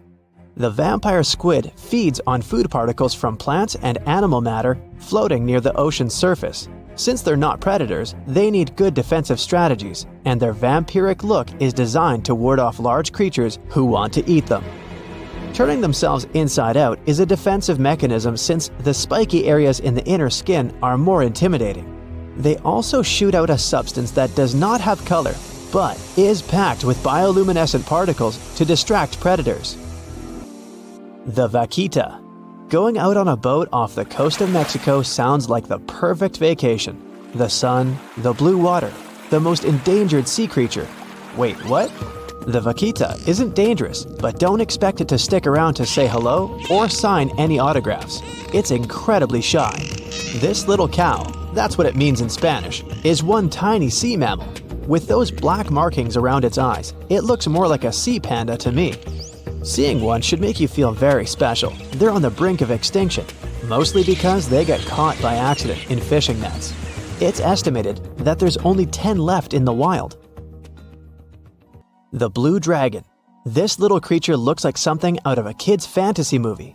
It's called the blue glaucus, casually referred to as the blue dragon or blue angel. It can be found in many places, the Atlantic, Pacific, and Indian Oceans. It's kind of a mollusk and it only grows to be about an inch long. What you think is the back is actually the mollusk's bright underbelly. It regularly floats on its back so that its blue colors help it camouflage with the water's waves. The blue dragon isn't just pretty, it's also smart. It usually feasts on Portuguese man-o'-wars, also known as Physalia physalis. The blue dragon stores their stinging cells for later use, in essence, stealing their defensive mechanisms. When the blue dragon is threatened, it releases those stinging cells it stored, directing them at an enemy to sting them with more power than the Portuguese man-o'-war would have been capable of. As they can store a huge amount of stinging cells, they can be a threat to humans. So, if you find one, don't pick it up. It's best to admire it from a distance. The barrel-eye fish. If you ever wanted to have Superman's X-ray vision, looking at the barrel-eye fish will make you feel like you gained that superpower at some point in your life without even realizing it. The barrel eye has a transparent head, so you can see how their eyes and brain look inside. This magnificent creature lives in the deep sea. This is the lowest level of the ocean, where strange creatures roam in near-freezing temperatures and constant darkness. They're exposed to water's pressure that's almost 1,000 times that of the surface. If the idea of the deep sea sends a shiver down your spine, stay tuned to learn about another of its creatures later on. The barrel-eye fish can be found in the Atlantic, Pacific, and Indian Oceans. You might be wondering, why oh why would a fish have a see-through head? And that would be a fair question. Since the species was discovered in 1939, it was believed that the fish's eyes were set to see straight ahead and couldn't move. So it was assumed that they had tunnel vision. Scientists Bruce Robinson and Kim Reisenbichler from the Monterey Bay Aquarium Research Institute recently discovered that the fish can move its eyes vertically to see through the top of its translucent head, thus noticing if there are predators or prey nearby. The transparent head also allows more light to enter so they can detect prey better. It's believed that the barrel-eye fish eats jellyfish and small fish species. If you dive in the ocean at night, you might be lucky enough to see how orange ball corallomorph blooms in the dark. But make sure to be quick because as soon as you turn on your flashlight to take a good look, it will retract its tubes back into itself. The Megalodon. The whale shark isn't the biggest shark known to humans. If the entire shark species were a kingdom, the prehistoric Megalodon would be the ruler of the sea. Megalodon roamed the ocean a long time ago. About 15.9 to 2.6 million years back between the early Miocene and late Pliocene eras. While they've long been extinct, people are still amazed to learn about these gigantic sea beasts. Megalodon could reach anywhere between 45 feet to 60 feet in length with jaws more than 6 feet wide. A fossil of a tooth that once belonged to a Megalodon measured at 7 inches. Needless to say, I'm pretty stoked that these guys have long been extinct. but there's still some adventurers out there hoping to meet this monster one day. The Dumbo Octopus. This adorable creature, or creepy creature, or however you want to see it, is officially called Grimpoteuthis. More casually, it's referred to as the Dumbo octopus, named after the Disney character. Though Dumbo, the elephant, not the octopus, was teased for his big ears, it's highly unlikely that this adorable octopus gets teased by its water neighbors. They are the deepest living octopuses, living in the deep sea, and you know how scary that place is. They're only about 8 inches tall and spend their days hovering just above the seafloor eating snails, worms, and other food they find in the current or near ocean vents. There are nearly 17 species of Dumbo octopus, and they all have differences in height, color, and body parts. If you can't get enough strange animals, you'll be glad to learn that the deep sea has barely been explored by humans. So keep an eye out. There are bound to be more fascinating animals discovered in the deep in the future. The Sea Angel. These creatures might look and sound pretty cute, but their diet is far from sunshine and lollipops. Their favorite food are sea butterflies. They lay mucus traps for them and wait in ambush. The Squat Anemone Shrimp. This shrimp is tiny, only 0.5 inches. It's also known as a dancer shrimp because of its peculiar behavior. When agitated, it raises its bottom above its head and does a little dance. Divers also say it readily jumps on their hands and cleans them. The Coconut Crab. This guy may look pretty creepy, especially when the sun goes down. Mature coconut crabs are around 3 feet in length. Their preferred foods are coconuts, but they can also hunt down lizards and even large birds. The Slender Snipe Eel. Slender Snipe Eel is a slim and long creature that's still a mystery for marine scientists. It's 4 feet long and it has at least 750 bones in its spine, which is much more than any other animal in the world. The Sea Pen. Sea Pen is 7 feet long and it has a lot of varieties, but most of them look indeed like a pen or a quill. The similarity is even more striking when the animal has a water-filled bulb that anchors it to the floor. The Persian Carpet Flatworm. This creature looks indeed like a carpet, despite being very small by comparison. It's only 4 inches long, able to become both male and female. It doesn't really mate with other flatworms. Rather, it fights them for the right to bear posterity. The Flamingo-tongued Sea Snails. Tourists love these extraordinary snails for their pretty colors, thinking it's a shell, but in fact, the shell is quite dull and hidden underneath colorful soft tissues. They eat softer, toxic parts of corals and store their toxins to protect themselves. 450 million years ago, no, I wasn't around then, the sea level was higher, coral reefs started to form, the climate on our planet was stable and warm, not even dinosaurs were around yet. The time when bony and jawed fish we know as sharks appeared. They've been dominating the oceans and making other marine creatures flee in fear ever since. Many of them, like great white sharks, have evolved and adjusted to life in the open ocean as hunters with a pretty high position in the food chain. They're less diverse today than before. One of the reasons is the asteroid strike from the age of dinosaurs. After it reduced the number of shark species, only smaller and deep-water kinds that ate primarily fish survived. They started getting bigger over time. Near the surface, sharks such as makos or great white ones develop faster movements and are somewhat between gray and blue to blend in with their surroundings. The epaulet shark can even walk on the land.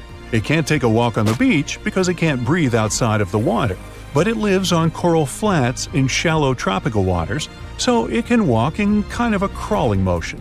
But deep down below, there are mysterious, alien-looking, often huge shark species that didn't come to the surface, which is why they didn't need to adjust to the new environment and different conditions. They haven't changed a lot through time, so they're some living fossils. These creatures mostly don't have 5 gill slits, the most common number, but 6 or 7. It's because there's less oxygen the deeper you go in the ocean, so they need more gill slits. Sharks on the surface evolved to have fewer gill slits. 6-gill sharks are the most primitive sharks we have today. Their skeletons are like those of ancient extinct sharks, and they can survive only in very deep waters. Like cats, sharks have a layer of reflective cells placed inside their eyes. which helps them see better in the dark, deep sea or cloudy waters.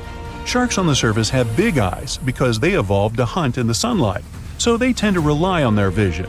Those that live in shallow waters have small eyes, so they can protect themselves from the sand. Like some other deep-sea creatures, six-gill sharks also have bigger eyes to take in as much light as possible. They have more light-sensing rods, but don't distinguish colors that well. In the ocean's twilight zone, with the minimum of sunlight, there's a couple of bioluminescent shark species. They don't take in light within their eyes, but produce or re-emit it with their bodies. Their skin or organs have specialized cells that produce a soft blue-green light. Deep-sea creatures that produce their own light do that to attract their prey, deter animals from going after them, or, scientists think, communicate with each other. It can even help them to camouflage. They do it by hiding their silhouettes from animals going after them. They produce enough light to match their surroundings. The biggest luminous underwater creature is the kitefin shark, found swimming 980 feet below sea level, preying on groundfish or smaller sharks. It can grow almost 6 feet long and lives 3,200 feet below sea level. Deep-sea sharks are also bigger than those on the surface. The Greenland shark can grow up to 24 feet long, bigger than a great white. There's a thing called deep-sea gigantism. Creatures in nutrient-poor depths of the ocean grow bigger because, that way, they lose less energy as heat. The Greenland shark lives its life in slow motion. It has a slow metabolism and can go very long periods without food.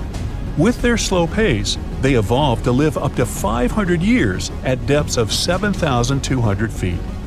Sharks in shallow waters catch their prey relying on agility and speed, but for them it's easier because there's plenty of food on the surface. Deep-sea sharks, with less food and slower life rhythm, had to develop a different style. They're more opportunistic, definitely not picky, and don't care if their future meal is alive or not. Frilled shark, another living fossil from the darkest depths, hasn't evolved much through time, and they're one of the last of their kind, with all of their relatives already gone extinct. It grows up to 7 feet long, primarily hunts on squid, and catches other sharks and fish. It looks like a dinosaur, a snake-like face, a long, smooth, thin body that moves in a serpentine way. It can propel itself with the power of its tail and curl like snakes. They don't swim in a straight line like other sharks. Cookie cutter shark grows up to 20 inches. It got the name because of the way it feeds, biting off small pieces. It's a parasite creature, which means it feeds off bigger animals but leaves them alive. They have sharp teeth and sometimes even swallow those that fall off on purpose. Some researchers think it could be because they live in the depths that are nutrient poor. If they swallow the teeth, they could recycle calcium and other material from it. Prickly shark is a rare and unusual creature with many thorn-like denticles and 2 small dorsal fins. It lives mostly in the depths of the Pacific region up to 1,900 feet. Ghost sharks are not even real sharks, but fish closely related to them and rays. They have big pectoral and pelvic fins, 2 dorsal fins, pretty big eyes, and unlike their cousins, have a single external gill opening. Ghost sharks have slender tails and can grow up to 80 inches, silver to blackish color. They sometimes live in rivers and coastal waters, but also in the depths of the ocean of 8,200 feet or even deeper. They are pretty weak swimmers, so they tend to feed on invertebrates and small fish. Goblin sharks. Swimming through the deep sea, this creepy shark with a flabby body suddenly sees a small, innocent squid. It goes toward it, but the potential snack notices it and quickly starts moving to dart away. It seems like the plan could work at first, but then the shark suddenly thrusts the jaw of its mouth and catches the poor little squid in a second. After the meal is finished, the animal simply fits the jaw back into the mouth and goes away as if nothing happened. This is possible because it has a jaw connected to 3-inch-long flaps of skin, which is why it can unfold from the snout. It can grow up to 12 feet long with a weight of 460 pounds. Scientists think goblin sharks are mostly active in the morning and evening. The shark has a long, prominent snout and specific sensing organs on it. It uses them to sense electrical fields in the dark oceanic depths. Seven-gill shark is a big cow shark, brown to silver-gray on top, white underneath, black and white spots, with a thick body, a small dorsal fin, and a wide, blunt snout. It can grow up to 10 feet long, mostly lives in the depth of 1,870 feet, but you can also find it in deep channels and bays. It can be aggressive toward humans if provoked, so don't. Like most deep-sea creatures, it's an opportunistic hunter that's not quite picky but likes to go after dolphins, seals, porpoises, and other marine animals. Megamouth sharks mostly live in the depths of 15,000 feet and spend most of their time in the dark, like me. Scientists discovered it in 1976 because it went near the surface at night to feed on zooplankton. That's the only time these sharks go there. During the day, they return to their quiet, dark, and mysterious depths. They are filter feeders, which means they keep their mouths wide open while swimming, so they filter the planktons they like to eat. There are organs that produce light inside of their mouths, which attracts potential prey, such as pelagic crustaceans. These sharks live in the deep parts of the ocean, but you can rarely find them below almost 2 miles. Scientists think some other, stronger bony fishes outcompeted them. Deep parts of oceans became oxygenated around 70 million years ago, and sharks have been around way longer. But bony fishes adjusted and adapted efficient ways to use oxygen, while sharks were slow with adaptations, so they lost. Also, oceanic depths are way colder, which is challenging for fish and the rest of cold-blooded animals because the speed of their metabolism widely depends upon the external temperature. The Heikegani crab lives off the coast of Japan and has a distinct pattern on its shell that looks like a human face. More specifically, the face of an angry samurai, hence the nickname the samurai crab. The scarlet-striped cleaning shrimp is a natural hitchhiker. It stands on the sea floor and waves its long antennae for fish and sea animals to go down and pick it up. Then it pays for the ride by cleaning the host from bacteria and plankton. Sea salps are often confused with jellyfish, although they're closer to Portuguese man-o'-war. They're very quick to mature, growing from newborns to adults in less than 48 hours. The Galapagos Islands are legendary. They've got giant tortoises, blue-footed boobies, Sally Lightfoot crabs, and red-lipped batfish. But if you've ever swum around there, you might have seen something really unexpected in the water. Iguanas, everywhere. These large marine reptiles eat the algae that grow on underwater rocks. They're strict vegetarians. I bet the fish are happy about that. A long flat tail designed for swimming helps them move around, and sharp claws keep them on the rocks for their daily sunbathing sessions. But watch them closely, they sneeze a lot. They haven't got a cold or anything, they're sneezing out salt. A special gland keeps the salt out of their nose, and they've got to get rid of it somehow. Sounds painful. What's cool is that they don't mind us in the water with them. Because the islands have been so isolated, the creatures here aren't afraid of humans. Fish can fly too. Thanks to their wing-like fins, flying fish can soar a distance of about 600 feet, almost as long as 2 football fields. They need flight to escape from predators. The skeleton shrimp could be the stuff of nightmares if it wasn't so tiny. As it is, it looks like a stick insect, but almost completely transparent. This creature looks more like a fish from a horror movie than from Earth's oceans. The sea devil anglerfish resides at a whopping depth of 3,200 feet and has no shortage of weird features: razor-sharp teeth, a misshapen body, and an unsettling stare. But perhaps the creepiest thing about the sea devil anglerfish is the way it catches its prey. It has a fishing rod-type appendage on its forehead that has a glowing light attached to the end to attract animals. Once these animals come close enough to the light, bam! They're captured by the sea devil's massive jaws. These guys are even capable of eating prey larger than they are, so their eyes aren't bigger than their stomachs. Starfish can cover their prey with their stomachs and eat it outside its body. Then, they simply bring their stomachs back inside. Well, that's handy. Their relatives, sea cucumbers, can do the same party trick, except that they leave part of their guts behind to scare their attacker. It's okay, the missing parts quickly grow back. Cockatoo squids, or glass squids, are a large genus whose members can reach quite impressive size. Yet, one thing they have in common is that their bodies are transparent, and the internal organs glow in the dark. Despite the hairy octopus looking like it's forgotten to comb its hair in the morning, it's actually its skin that's sticking in every direction. Other sea creatures have a harder time realizing where the octopus itself is this way, I guess.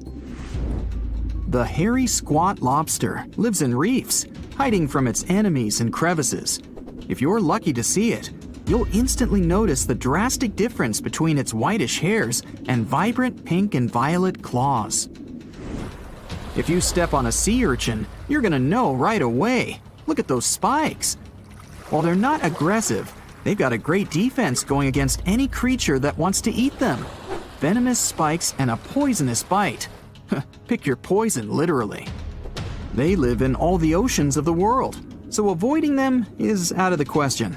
They mostly hang out in shallow water, hiding in rock pools and reefs, so unmindful people step on them a lot.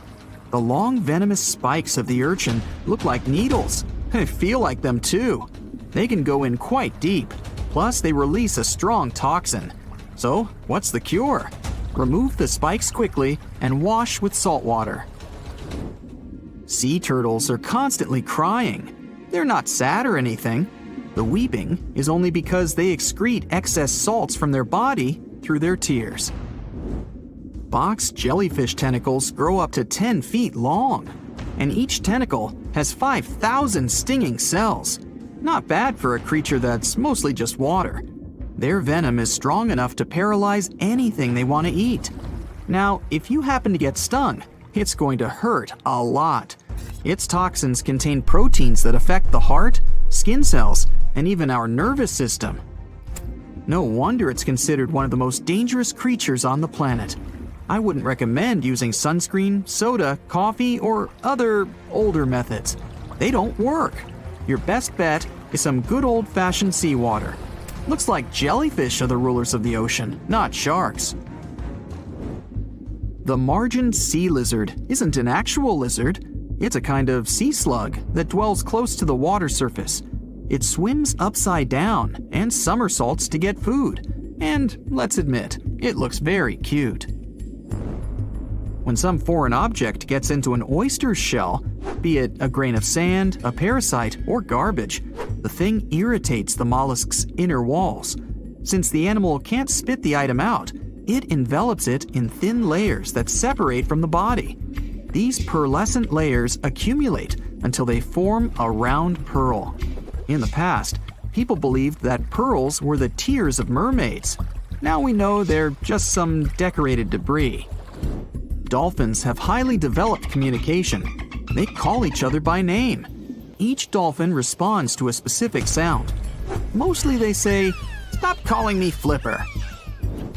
The orca is the largest of dolphin species, and they actually have different cultures. Two orcas from different social groups won't even understand each other's language. They're the only animal known to do this.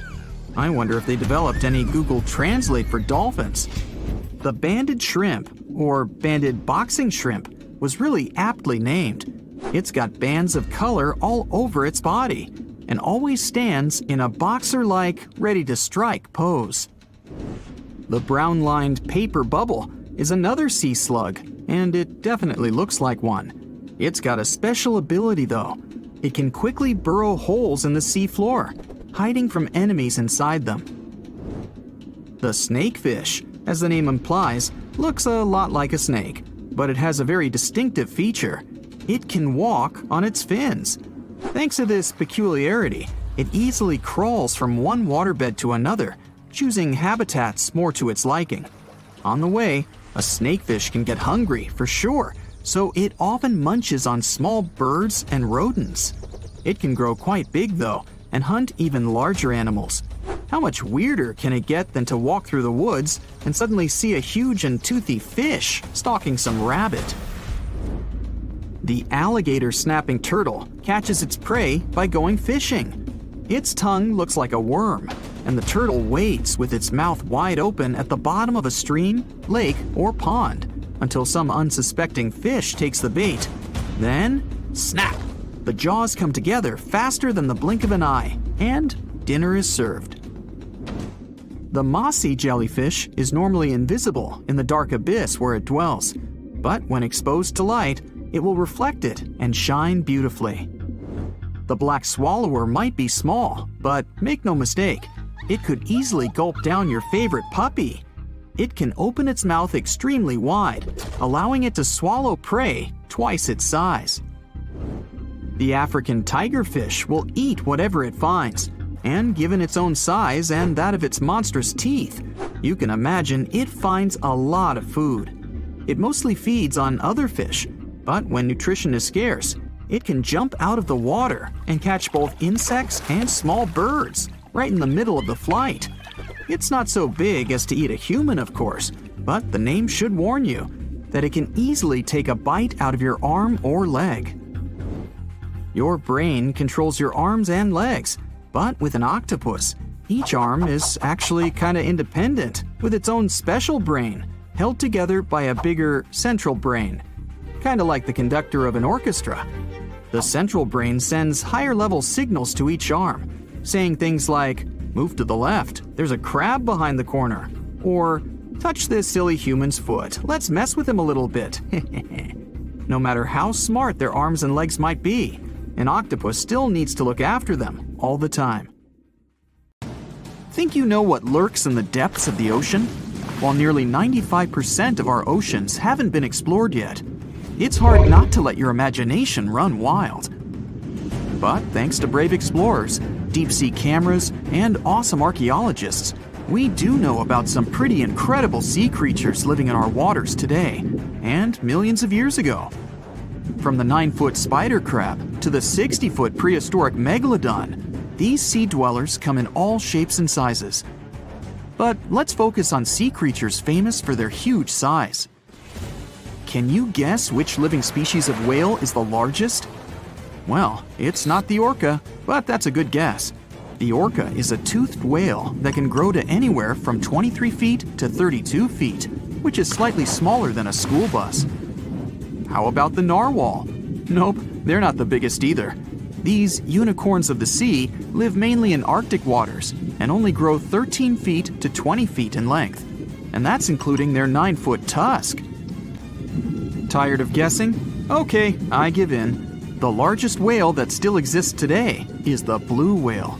At a jaw-dropping 82 feet to 105 feet, the blue whale is not only the biggest whale we know of, but is currently the largest animal to have ever lived on Earth. Seriously. These animals are bigger than a T-Rex, and even the prehistoric Megalodon. If you were to put a blue whale next to a school bus, it would look like it could swallow it. Think about that. According to National Geographic, a blue whale's tongue can weigh the same as an elephant. And their hearts can weigh as much as a car. That doesn't even sound possible. It's no wonder these giants need to eat about 4 tons of krill every day. While there aren't too many animals living today that can compete with the blue whale's epic proportions, there is an entirely different species that is a good contender, and it's not quite what you would expect. It's a jellyfish. No, I'm not talking about the little jellyfish that wash up on the shore and ruin a perfectly good day at the beach. I'm referring to the lion's mane jellyfish, the biggest jellyfish around. This invertebrate can grow up to 120 feet long. They also come in different gorgeous colors like red, purple, or even shades of orange. As if their length wasn't impressive, the lion's mane jellyfish boast a whopping 8 sets of 70 to 150 tentacles. That means they can have up to 1,200 in total. And here's the giant oceanic manta ray, the largest type of ray in the world. Their wingspan can be longer than a bus. These guys can reach 30 feet in length. They also have the biggest brain compared to body size among all fish. Unlike their stingray cousins, mantas don't have venomous tails.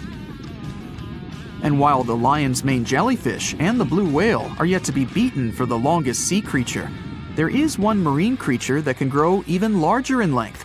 The Portuguese Physalia physalis, tentacles and all, can reach a length of 165 feet long, and that's according to mentalfloss.com. While this thing may look a lot like a jellyfish, it's actually known as a siphonophore, and there are hundreds and sometimes thousands of them that are genetically identical. Their long tentacles help the organism catch prey, and its sting is fatal to most animals, even humans in some cases. What's even creepier is that if one of the tentacles comes off the organism for whatever reason, it can float around the water for days before decomposing. Even if it's detached, this tentacle can still sting you. But don't go running out of the ocean just yet. Your chances of being hurt by a Portuguese Physalia physalis sting are pretty slim. However, if you do get stung, the side effects aren't pretty, with welts, stomach cramps, an elevated heart rate, and an upset stomach. While you don't want to go anywhere near these long creatures, they sure are pretty to look at. Check out all those colors. The Shastasaurus is the biggest marine reptile that has ever existed. These predators lived during the late Triassic period, about 210 million years ago. These amazing giants could reach lengths of up to 69 feet and weighed more than 75 tons. This made the Shastasaurus as heavy as a blue whale.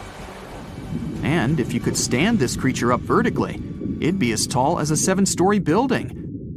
Despite appearances, the Shastasaurus was actually pretty slim for its size. Its ribcage was only 6 feet across. You'd think that this big guy was chowing down on other dinosaurs, but that's not the case at all. This reptile survived on a diet that consisted of small fish and cephalopods, like octopuses and squids. The Albertonectes is a bright representative of the plesiosaur family, meaning that this marine reptile had a small head on an incredibly long neck and large flipper-like limbs that helped it move through the water. These creatures occupied the seas around North America 76 to 70 million years ago. The length of this sea monster could reach 38 feet, with its neck taking up 23 feet of that length. Its neck was a true record breaker. It had a whopping 76 bones in it. No other animal known to humankind has had so many vertebrae in its neck. Scientists aren't sure why they needed such a lengthy neck. They might have used it to collect shellfish off the seabed, or perhaps it helped them capture their main prey, fish and squids. This aquatic reptile also had gastroliths in its stomachs. Some of them were as big as 5.5 inches in diameter. The Tylosaurus belonged to the Mosasaur family. It dominated the shallow seas of North America about 85 to 80 million years ago. This was an enormous predator, with the biggest representatives reaching 45 feet in length. It had a narrow hydrodynamic body with a blunt, powerful head that the animal used to ram and stun its prey. Its body was equipped with agile flippers and a long tail decorated with a maneuverable fin. The Tylosaurus was a carnivore, and its diet included not only fish, turtles, and small sharks, but also other mosasaurs, plesiosaurs, and flightless birds. Meet Ophthalmosaurus. This prehistoric reptile thrived during the late Jurassic period and lived in oceans all over the world. Ophthalmosaurus weighed somewhere around 6,000 pounds and grew to approximately 16 feet long, according to newdinosaurs.com. That's about the same length as the beluga whale that exists today. It's too bad these guys went extinct before we had a chance to see them ourselves, as their cartoonish wide eyes and dolphin-like features are pretty darn cute. Of course, the Ophthalmosaurus evolved over time to become ophthalmologists, or eye doctors that we know today. No, that's just a lie. Just testing you. The Mosasaurus is a truly gigantic predator that dominated the seas all over the world about 66 million years ago. According to fossil evidence, some specimens could be more than 50 feet in length. This fact makes the Mosasaurus the biggest marine carnivore of its time. One of the most terrifying things about this creature was its crocodile-like head. decorated with literally hundreds of razor-sharp teeth, neatly organized in 2 rows on both jaws. The thing is that it was pretty challenging for the Mosasaurus to grab its prey in the water. That's why it had all these teeth, plus something special: pterygoid teeth anchored to the bones on the roof of its mouth. This made hunting and holding onto its prey much easier. The Styxosaurus belonged to the plesiosaur family and lived during the late Cretaceous period, around 85 to 70 million years ago. Upon first glance at this dinosaur, you might mistake it for a sea snake, and it'd be an honest mistake. Styxosauruses were about 35 feet in length, but over 16 feet of that consisted just of their long snake-like neck. They had a comparatively small body and weighed approximately 4 tons. Their mouths were full of razor-sharp cone-shaped teeth that they used to catch fish. They didn't need to chew their prey, thanks to the 200 small stones called gastroliths in their bellies that probably aided in digestion. At the same time, some scientists believe that the Styxosaurus used these stones to sink to the ocean bottom in search of particular types of fish. Looks kinda like Nessie to me. Hey, let's take a deep dive into ocean waters to see which of these creepy-looking animals are our friends. We're swimming in the tropical waters of Naninabalawa Island near Fiji. Can you see those giant creatures the size of a Volkswagen Beetle? Those are manta rays. They've got a long whip-like tail and large flat diamond bodies. There are 2 species of manta rays, the reef manta ray and the giant manta ray. They belong to the same family as sharks, but they only have small teeth in their lower jaw. They feed on zooplankton, tiny fish, and crustaceans. Manta rays are social animals, and they like people. Once you let them come close to you, they'll swim around you to observe you. Don't chase them though, because they're super fast swimmers. Their name translates to cloak or blanket, and out of all sea creatures, they've got the largest brain compared to body weight ratio. These fellas can recognize themselves in a mirror. The Asian sheepshead wrasse follows. Even if it seems unsightly, it's one of the friendliest fish you'll come across in the shallow waters of Japan, China, and Korea. It has protrusions on both its jaw and head. It likes to hide in its anemone, and it's usually scared to go out even at 40 inches long. One of these fellows developed a friendship with a Japanese scuba diver 30 years ago. When the diver found the fish, it was injured, and he helped it recover. The diver had been the caretaker of an underwater Shinto shrine. He calls the fish by hitting the underwater bell. Time to go swimming with the largest fish in the world, the whale shark. Though these creatures are sharks, they have a lot in common with whales. They can live for 100 years, though they've got tiny brains. They're indifferent to humans. These fellas don't care about anything they can't eat. And unlike other shark species, they won't bite you. Whale sharks are filter feeders. They do have teeth, 3,000 of them, but they don't use them. They've got a massive mouth, like me, but their throat is only the size of a quarter. Next, we have the sunfish, a fish without a tail that looks like it's been cut in half. It has large fins, and when you see it breaching on the surface, you'll think a shark is approaching. The sunfish dives deep in the water to let other fish exfoliate his skin and remove parasites. Once they're done, it returns to the surface to sunbathe. It's also a voracious eater. If it sees you in the waters, it'll likely approach you and observe you. Within a day, you'll be able to feed it from the palm of your hand. Time for the animal that looks like it's always smiling, the bottlenose dolphin. It's one of the most social sea creatures, and it travels in groups. It enjoys playing, hunting, raising calves, and helping out its community. Bottlenose dolphins are excellent swimmers, with speeds reaching 19 miles per hour. They usually come up to the surface to breathe air through the blowhole on their head. These creatures are great communicators, and they send messages to each other. They use echolocation to navigate and find food. When they spot people, they become very friendly, so much that they let their guard down, and it makes them vulnerable to other sea creatures such as sharks.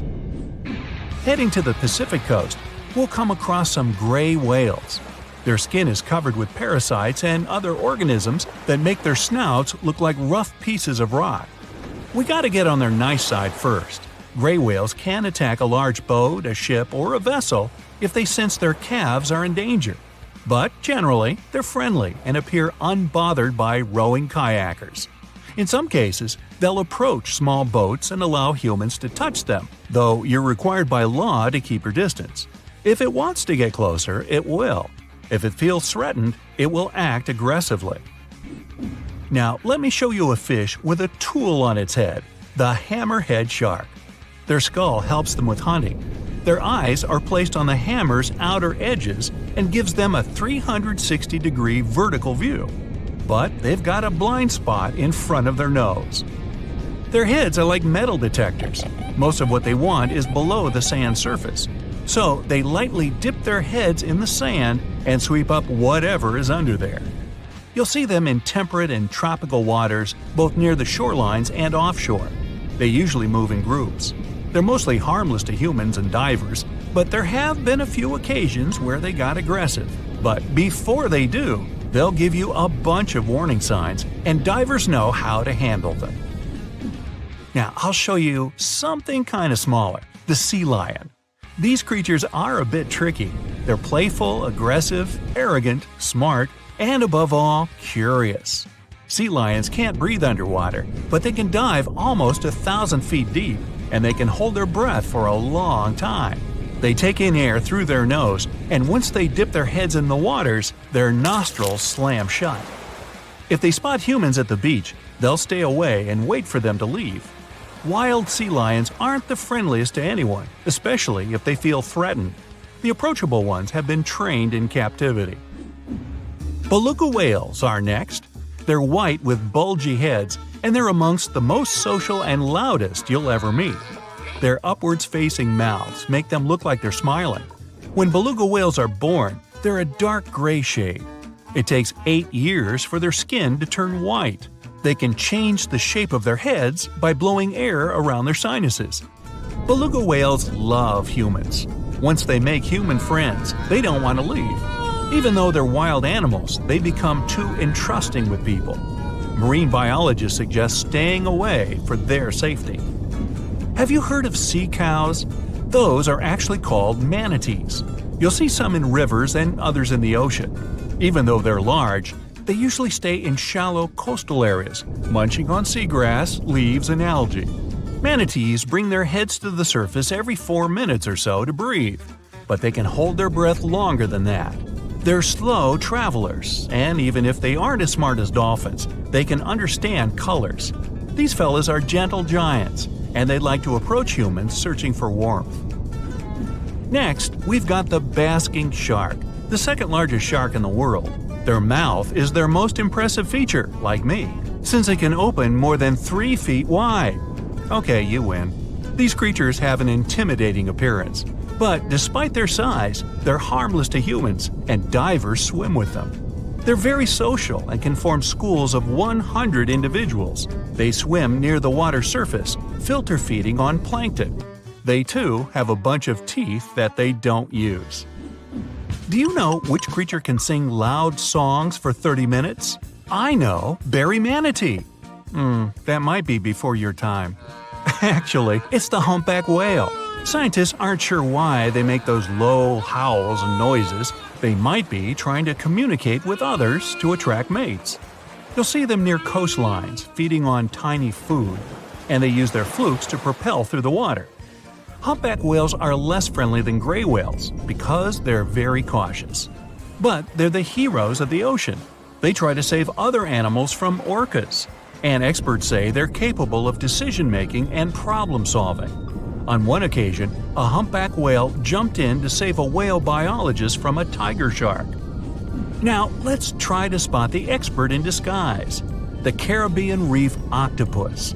The specialized color cells help it blend in with the sand and ocean rock's rough texture. But Caribbean reef octopuses are loners, and they like to get around on their own. This creature is also teeny tiny. It can grow almost 5 inches, and with their legs getting as long as the average person's foot. If you get too close to them, they'll likely turn blue and warn you that they feel threatened. Even though they're trusting, it's better to keep your distance to keep them calm. A weird-looking creature walks around like a living vacuum cleaner down in the ocean's pitch-black depths. I'm talking about sea pigs. They got their name from their pinkish bodies, and they fit in the palm of your hand. These creatures don't swim, they walk around on the seafloor. Their legs consist of 5 to 7 pairs of enlarged tube feet, and they have tentacles around their mouths to fiddle through the mud to find scum to munch on. Yumbo! Since they're vulnerable, they have poisonous skin for protection against other sea creatures. If you encounter one, it'll be quite friendly, but if you want to keep it as a pet, you'll need a very deep tank. Speaking of slimy water creatures, let's talk about comb jellies. They're friendly animals that like to swim close to the shore on warm summer evenings. There are 2 types of comb jellies, some with 2 tentacles and some without any. You can spot them at night since they glow in the dark and light up the waters. One of them is the sea gooseberry. On the sand it looks like a transparent blob of jello, and it can fit into a teaspoon. Unlike jellyfish, comb jellies don't sting because they don't have stinging cells, and they're safe to swim with. You're sitting in a soft chair at home and watching TV. Click, another reality show. Click, an action movie you've seen so many times. Click, a nature documentary. Boring. Click, click, click. The remote stopped working. Great. You open the back lid to change the batteries, and a random thought occurs to you. How did they come up with these batteries, you think? With the help of the fish, a voice from the TV answers you. You look at the screen. The host of the wildlife show talks about electric eels, how they generate electricity, why they don't hurt themselves with it, and how they help to create batteries. Okay, they got your attention. Make yourself comfortable and enjoy. We fly to South America. Here our exciting adventure through the tropical jungle begins. We need to go along the Amazon and find a small pond or stream that branches from the river. This is where our shocking little heroes live. You pull a fishing rod out of your backpack and throw the line into the water. Very soon, the fish should take the bait. By the way, an electric eel is not an eel at all. It's a fish, and it's closer to the carp or catfish family. The line is wiggling. You pull the rod but realize you're not strong enough because an electric eel is a really big creature. Its length can exceed 8 feet. That's more than the average height of a professional basketball player. And it weighs about 44 pounds. Size isn't the only thing that's scary about it. The electric eel is able to shock you really bad. An electric eel can't breathe in water like fish do. It needs to come up to the surface and breathe the air above. Besides, they jump out of the water to attack predators. This is their way of protecting themselves. The eel's electric power can reach more than 600 volts. This burst of energy is enough to knock an adult horse off its feet. That's why you need fake bait to make the eel deplete all its energy. You were prepared for this and took a life-size inflatable alligator doll with you. You throw it close to the fish, the eel attacks it several times. Now you have time before the fish recharges itself. You put the eel in a glass tank filled with water and carefully study it. Previously, when people discovered this fish for the first time, they placed it in an aquarium and transported it around the world. In Europe, the eel was shown at exhibitions, and people considered it a real monster. But thanks to science, we now know how this fish generates electricity. The eel's body contains electrical organs. There are thousands of disc-shaped cells called electrocytes all over its body. When the eel wants to fight off an enemy or attack its prey, its brain sends a signal that passes through the whole nervous system and gets into the electrical organ. Electrocytes are instantly charged with electricity and release it. Individually, these cells are weak, but what's peculiar about this organ is that it provides a charge to all cells at the same time. They create an electric field around the eel, which scatters in different directions and stuns all living things nearby. In 1800, the way eels accumulate electricity inside them inspired an Italian physicist, Alessandro Volta, and helped him create the world's first battery. At the time, he called his invention a voltaic pile, and the unit of measurement of electric potential was named after the scientist himself, the volt, that's it. Anyway, still Volta couldn't understand why the electric field didn't touch the eel itself. More than 200 years later have passed since then, and science still can't explain this phenomenon. It's possible the charge is released very quickly and doesn't have time to touch the eel. Also, there's a theory that during the strike, eels bend their body in a certain position that allows them to avoid getting struck.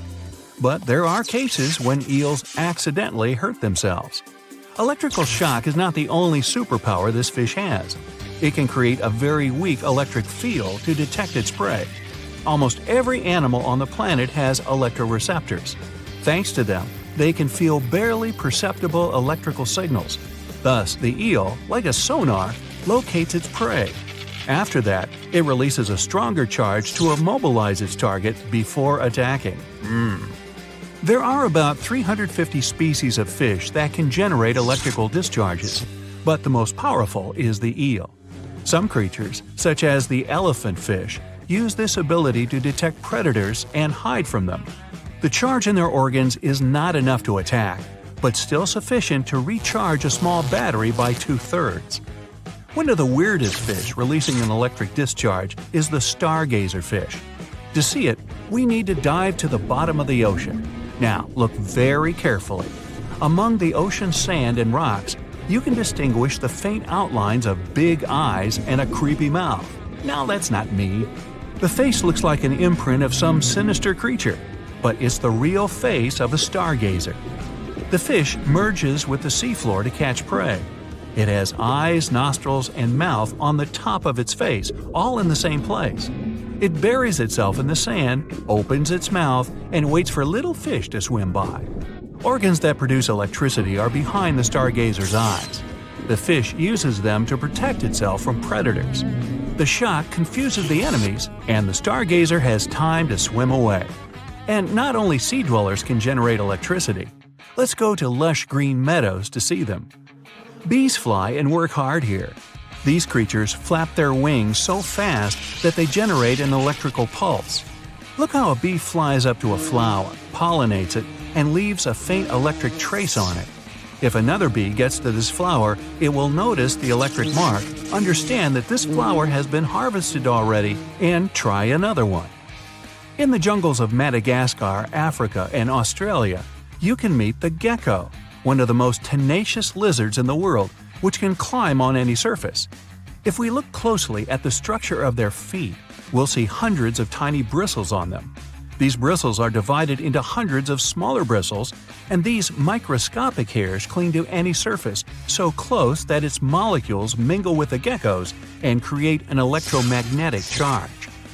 Some spiders can even fly using the Earth's electric field. During and after a thunderstorm, charged electric particles appear in the sky. Spiders climb a tree or a tall blade of grass and release their webs. The silk gets electrified and raises, and the spider gets thousands of miles away and rises to the heights where passenger airplanes fly. Besides, spiders use electricity to catch prey. They cover their web with a special glue with electrostatic properties. This glue is immediately attracted to any objects that fly in the air. Thanks to this ability, the prey is very easily entangled and gets stuck inside the silk. The oriental hornet has pigments that work just like solar panels do. The hornet absorbs the sun's rays and converts them into energy. Almost all living creatures have an electrical potential. You, watching this video, holding a cup of tea in your hands, or talking to someone. This all happens because your brain sends a signal to your nervous system, and this signal is electrical. You go to the gym, lift heavy dumbbells, squat with a barbell, and all your muscles are contracted with the help of an electric charge. This energy is present in almost all cells. The only question is why some animals have a stronger charge, while others have a weaker one. Evolution is the answer. In the water, where visibility and audibility are bad, and where it's impossible to hide from predators or find prey, living creatures received electrosites for navigation, protection, and communication. Wow, wasn't that information shocking? Why can't mermaids be real? Well, firstly, they would freeze and struggle to survive in the frigid ocean waters. Brrr. You know, those skinny Disney types would turn into icicles. The truth is, the human body isn't built for prolonged aquatic adventures. I mean, come on, who wants to hang out in bone-chilling depths? Sure, there are warmer spots near the ocean surface, but if mermaids wanted to set up shop at the bottom of the deep blue, things would get frosty real quick. Water temperature drops like a pop balloon the deeper you go. So what would a cold-resistant mermaid look like? Hairy and big. Imagine a super fuzzy aquatic mammal or an extra plump mermaid rocking the underwater fashion scene. Not exactly the image we had in mind, huh? Secondly, they just can't cherry-pick body parts like in a mythical buffet. Mammals and fish play by different rules. Fish don't have the warm-blooded hairy vibes that define mammals like us. It's like trying to merge a human with a fish. Evolutionarily speaking, that's a big no-no. Our human lineage and the fish clan took different paths long ago. They're distant relatives, like that cousin you see at family reunions and awkwardly wave at from a distance. And don't even get me started on digestive dilemmas. Fish and mammals have completely different plumbing systems. When you imagine a mermaid with a mix of mammalian digestive powers and fishy hindquarters, well, things just don't add up. Let's dive deeper and separate fact from fishy fiction. If mermaids needed to swim up to the surface for a gulp of fresh air, they'd require a blowhole instead of a regular nose and mouth. You know, just like our crocodile friends with their handy nostrils. Breathing underwater ain't no easy feat, my friends. Now, if mermaids were all about that aquatic life, they'd either need gills that they curiously lack, or another clever way to supply themselves with oxygen. Marine mammals have evolved anatomies that allow them to survive those lengthy oceanic excursions. Human divers, on the other hand, have their lungs shrunk in size when they go deeper due to the pressure. Some whale species have special rib cages to protect their lungs during such moments. Plus, they've got that fancy myoglobin stuff in their muscles and blood, which loves to cozy up with oxygen. Mermaids would need something similar in their toolkits. Now, let's not forget about those gangly human arms and fingers that serve us so well on land. Hello, pizza time. Sadly, in the water realm, they're not ideal. If mermaids had been around longer in evolutionary terms, maybe their arms would have undergone some serious makeover. If mermaids had a lengthier evolutionary history, those arms would need some adjustments, that's for sure. Unless, of course, there was a good reason for their existence. Maybe their environment would require them to be food-gathering aficionados rather than speedy swimmers. So you see, the mixture of human and marine anatomy may offer the worst of both worlds. The challenges remain even if we reverse things, with human legs at the bottom and a fish head on top. Hey, want to kiss the girl? No. Gills for easy breathing? Handy indeed. Yet, what about those exposed human parts struggling to withstand the ocean's wintry charms? The Fiji mermaid was a curiosity that gained popularity in sideshows during the 19th century. It consisted of the torso and head of a juvenile monkey sewn onto the back half of a fish. This peculiar object was presented as the mummified body of a creature believed to be half mammal and half fish, resembling a mermaid. P.T. Barnum, the renowned showman, acquired the mermaid and exhibited it in his American Museum in New York in 1842. The mermaid's appearance, described by Barnum himself, departed from traditional depictions of mermaids as attractive beings. Instead, it was described as an ugly, dried-up creature frozen in a painful-looking pose. It was another hoax promoted in those times. I know, this sort of breaks the spell. But if the water is going to get dangerously cold, then realistically, mermaids would spend some time fattening up. Basically, they would look like sea lions. It all comes down to the freezing temperatures of water at some point. This made me ask, what if the ideal place for these ladies was underground caves and Arctic waters? Well, let me tell you a story. Once upon a time, mermaids discovered a wondrous secret in the deep ocean depths, where sunlight could barely reach. In this realm of imagination and possibility, they stumbled upon a hidden underground springs and caves adorned with intricate coral formations. These enchanting locations held a secret that would forever change their underwater lives. As the mermaids ventured deeper into the mysterious subterranean world, They were mesmerized by the shimmering light refracting through the crystal clear water. But it wasn't just the ethereal beauty that captivated them. It was the realization that these hidden springs and caves offered more than just aesthetic charm. These subterranean water systems were connected to vast underground reservoirs, providing a bountiful source of fresh water. The mermaids reveled in the tranquility of this land. The gentle sound of trickling water soothed their spirits, while the soft glow from bioluminescent organisms illuminated their path. News of the subterranean springs and caves spread among the mermaid community, and soon these sites became cherished gathering places. Mermaids would share stories and songs, their melodious voices echoing through the caverns, creating an atmosphere of joy and enchantment. There was another place where they could live happily, the icy Arctic and Antarctic regions, where frost and snow reigned supreme. In this realm of imagination, the mermaids had evolved to thrive in the extreme cold, defying the expectations of the underwater world. Their resilience and remarkable abilities allowed them to navigate frozen environments. In these frigid waters, the mermaids revealed their wondrous adaptation to the icy domain. Their iridescent scales glistened like ice crystals, shimmering with hues of blue and silver that mirrored the frozen landscapes around them. They possessed an innate ability to regulate their body temperature, enabling them to withstand the biting cold and icy currents. To navigate through the frozen terrain, the mermaids developed special features. Their tails transformed, bearing a majestic combination of sleekness and strength, resembling the magnificent flukes of the Arctic whales. With each flick, they propelled themselves effortlessly through the dense icy waters, moving with a grace that mesmerized everyone who saw them. Within this frozen wonderland, the mermaids found solace and purpose. They became the guardians of these icy realms, nurturing delicate ecosystems hidden beneath the frost-covered surface. Okay, well, maybe the story is just one version of how reality could unfold, but we do have real-life mermaids in our world. People admire these creatures so much that they create events and communities to swim together while wearing costumes.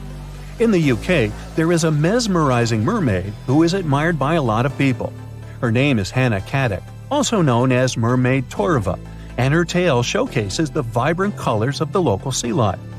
The Portland Week event is organized to raise funds for an environmental group, and Hannah, who resides on a nearby houseboat, is part of the growing community of mermaids in the UK. Like other mermaids, Hannah uses a monofin, a large single flipper that propels her through the water.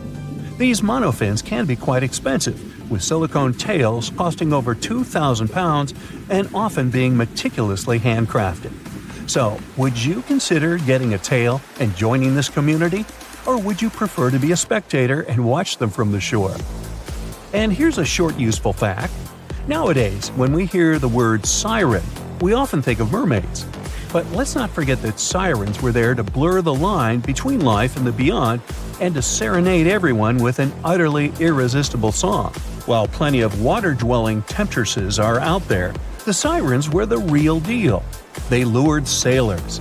But mermaids aren't the same as them. Mermaids are enchanting and nice creatures. And these days, sirens are what you hear when fire trucks, ambulances, and police cars drive by on their way to help someone. The deeper you go, the creepier they get. You're about to travel to the darkest ocean depths and check whether this claim is true. Are the creatures living there as scary as people think? You go 120 feet down underwater. Pay close attention to the bottom under your flippers. Oh my, what's that terrifying face half hidden in the sand? That's the northern stargazer. You can meet this fish in the eastern United States.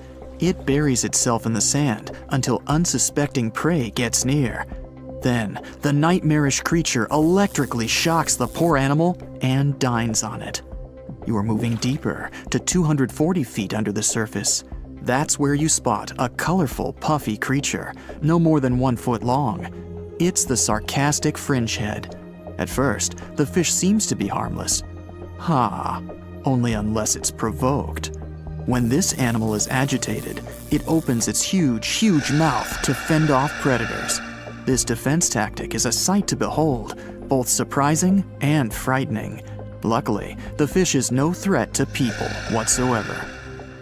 The creature you see next can comfortably live in shallow waters, but you meet it at a depth of 900 feet. You don't even need to wonder why the animal's called the Game of Thrones brittle star. Unlike starfish that slowly crawl across the seabed, this creature moves fast. It wriggles its long, flexible arms to get from point A to point B. Its body is protected by a hard calcium carbonate shell.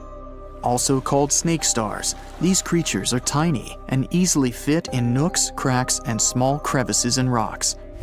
At a much greater depth of 2,000 feet, you come across the giant squid. For a long time, it was thought to be a creature from legends rather than a real animal. The giant squid was first caught on camera in 2001, and it's exactly as big as its name implies. The creature's eyeballs are the size of soccer balls, and the squid itself can weigh up to 600 pounds.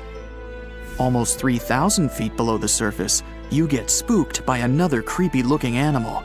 It's somewhat red and rather small, no longer than 1 foot long. As you approach the creature, it looks rather docile, or maybe just indifferent. The vampire squid, that's the animal's name, looks like an umbrella with tentacles. It doesn't even produce ink, so you leave it alone. Soon after that, at a depth of 3,200 feet, you meet the cookie cutter shark. This creature is a parasite. It attaches itself to big fishes, dolphins, whales, and sometimes even people. Then, using its neatly arranged serrated teeth, it gouges out cookie-sized pieces of meat. This nasty glowing animal doesn't grow larger than 20 inches and lives in the ocean twilight zone. At a depth of 3,300 feet, the light becomes a rare and valuable thing. The animals living that far away from the surface have to evolve unusual features to survive. That's how the barrel-eye fish ended up with a transparent head and 2 super-sensitive barrel-shaped eyes. Right now, pretty much like always, they're pointed upward, allowing the fish to see potential prey and you. Almost 4,000 feet below the surface, you see something droopy and saggy. The blobfish doesn't have a skeleton or any muscle. Its jelly-like flesh lets the creature survive incredible water pressure. Despite its appearance, the blobfish is an ambush predator. It usually lies very still on the bottom, waiting for unsuspecting prey to swim by. You go a bit deeper and spot a creature that looks particularly ghastly. The goblin shark senses prey with its snout. The creature's terrifying jaws are attached to elastic ligaments. When some animal comes too close, the shark catapults its mouth forward to catch it. If your mouth could do the same, you would be able to eat things dangling 7 inches away from your face.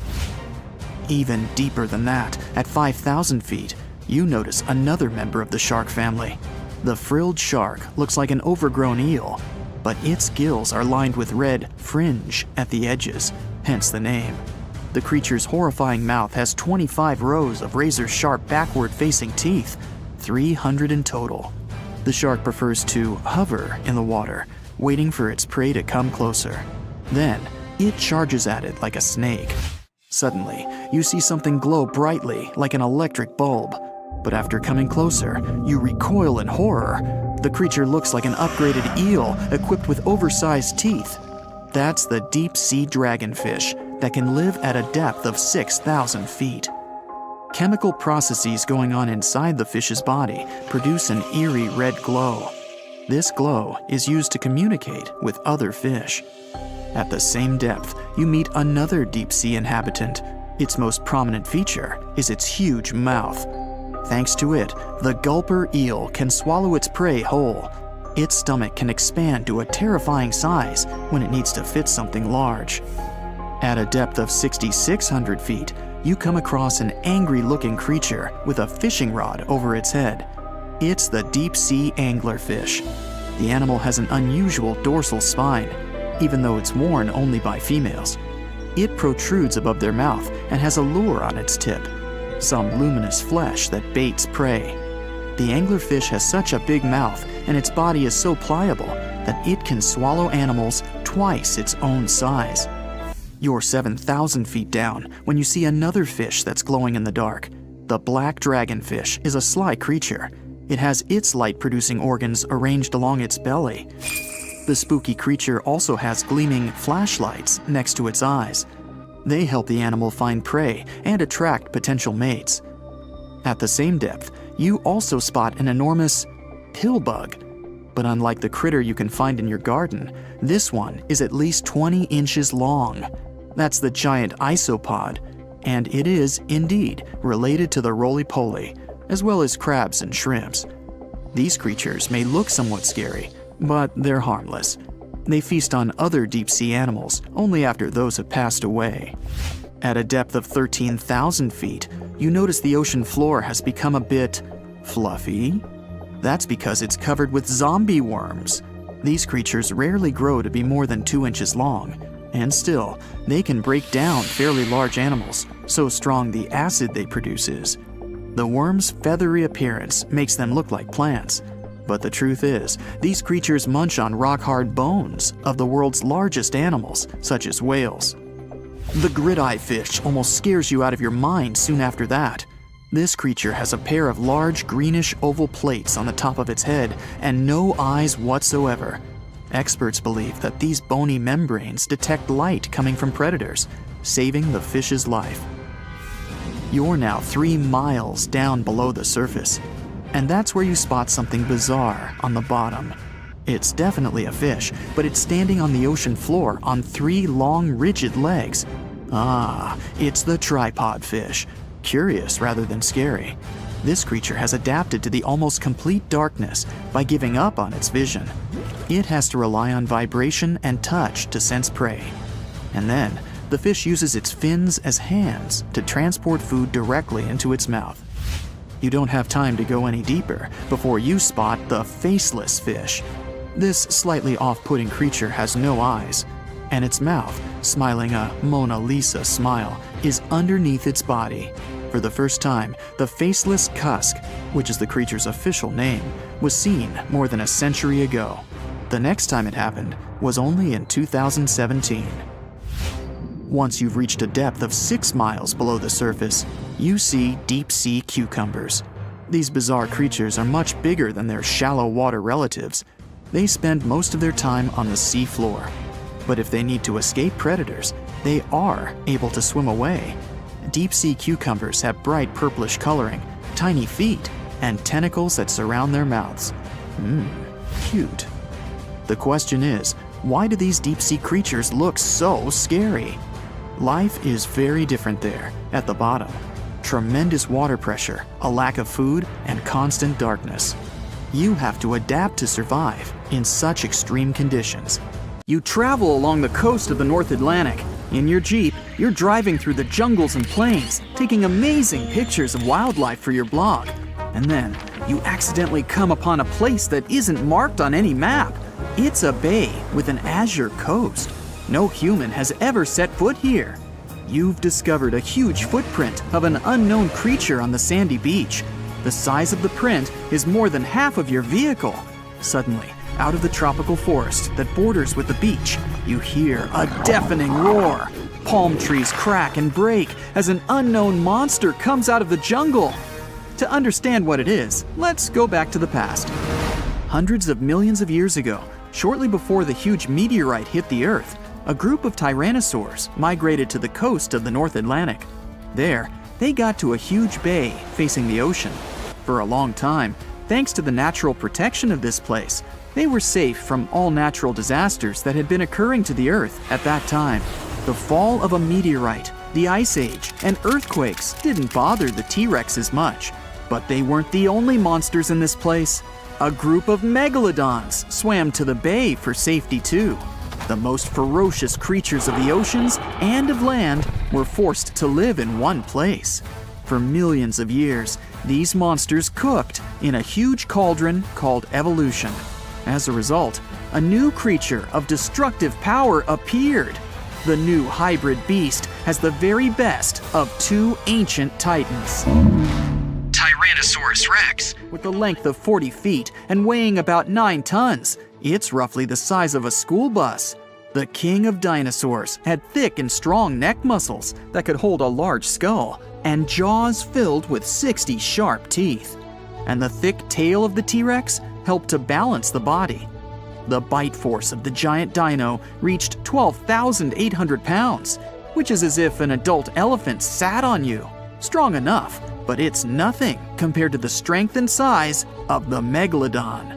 The shark reached 50 feet in length, slightly less than a subway car, and weighed 75 tons, which is more than a tank. This is almost 8 times heavier than a T-Rex. The Megalodon's jaws were filled with 300 sharp teeth, each the size of an adult human palm. And the bite force of a Megalodon is 6 times stronger than the T-Rex's. And here, these two beasts become one, inheriting strong Megalodon jaws, 360 teeth, and a massive Tyrannosaurus skull. The hybrid monster moves on 2 legs, but has fins on its back and the tip of its tail, as well as webbed toes. Its length from the tail to the skull is 70 feet, and its weight is about 90 tons. This is the largest creature in the entire history of the planet. After a blue whale, of course. Since it survived all natural disasters and had no competitors in the food chain, it's been able to live to this day. And here you see the Megalodon Rex, or Tyrannolodon, however you want. Its roar deafens you. The monster is coming at you. Every step feels like a little earthquake. You press the gas pedal, but the car doesn't go. The wheels are stuck in the sand. There's no choice. You leave the car and take an inflatable boat with a small motor from the trunk. At this moment, the Tyrannolodon grabs the Jeep with its jaws and crushes it like a cardboard box. The pressure, comparable to the weight of 6 adult elephants, is now being applied to your Jeep. The monster chews it like so much chewing gum. You can hear its sharp teeth cutting through the metal and rubber on the wheels. And then, the dinosaur spits the car out. Meanwhile, you run to the water, start the engine, and sail away on the boat as far as possible. The dinosaur runs after you and jumps into the ocean. It swims like a shark. You can see a fin sticking out of the water, the size of a small sailing boat. Fortunately, the monster isn't able to catch up with you. The Megalodon's speed is about 10 miles per hour, but now it slows down almost twice as much because it has massive hind legs. The webbing on the legs helps to swim, but it's still a big weight. The physical form of the dinosaur doesn't allow it to accelerate too much. 8 miles per hour is its maximum. The fin is moving further and further away from you, but at this moment, the engine starts to rattle. Oh no! You remember you didn't fill the tank with fuel! This means that in a couple of minutes, you will be left alone with a huge predator. It won't see you since you've sailed far away, but the shark part of our monster has a great sense of smell in the water. You won't be able to escape its nose. You turn the boat and head for the shore. In the distance, the triangular fin is swimming around. You give it a wide berth to avoid being caught by Tyrannolodon. But you don't have enough gas. The engine shuts off.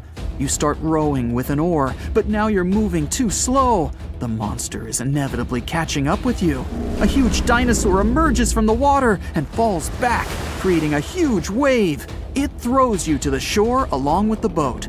The monster comes out of the water and runs after you. You have a chance to save yourself because the speed of the Tyrannolodon is about 10 miles per hour, which is slightly slower than the speed of the T-Rex. You run and easily find a shelter, but you realize in time this is a bad tactic since the T-Rex part of the monster has well-developed smell receptors. It can sniff you out as well as a domestic cat.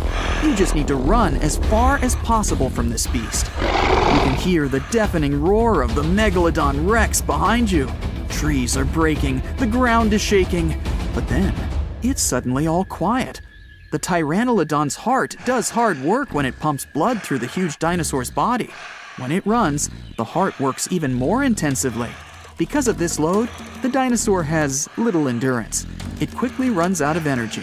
Perhaps it's sitting on the ground right now and catching its breath. Tired, you also stop. You can't hear the dinosaur's footsteps.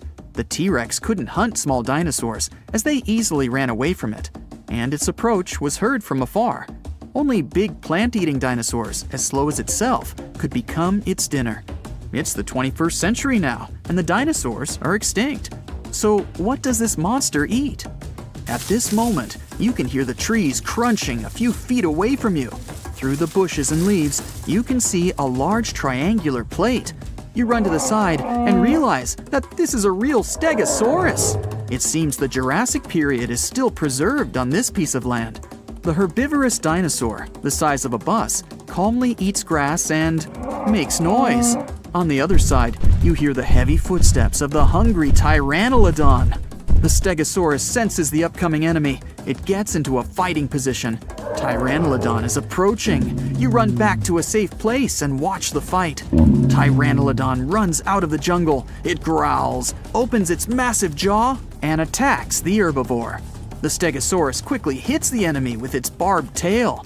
The Pteranodon falls to the side. Trees shatter into splinters, and the ground shakes under the huge monster. It gets up and furiously runs at the opponent. You decide to run away to buy yourself some time. You come to the shore, jump on the boat, and row as far as possible from the bay. The roars of two giant dinosaurs come from the jungle. You decide to sail along the bay and get to the beach with civilization. While you're sailing, you notice that it's suddenly become quiet. Too quiet. Waves appear on the surface, but there's no wind. The water bubbles, and you hear a terrible hum from the ocean depths. Through the blue surface, you can see several tentacles. They're huge, and they're on your every side. This must be a huge squid, or even a kraken. But then, you see the head of this monster is a shark's one. Now you definitely can't escape, because the Megalodon swims out of the water. But this is a completely different story. There's a creature somewhere deep in the ocean looking for prey that would make Dracula himself proud. It's been around since before even the dinosaurs walked the earth. It has no bones or jaw, but it doesn't stop this underwater vampire from hunting.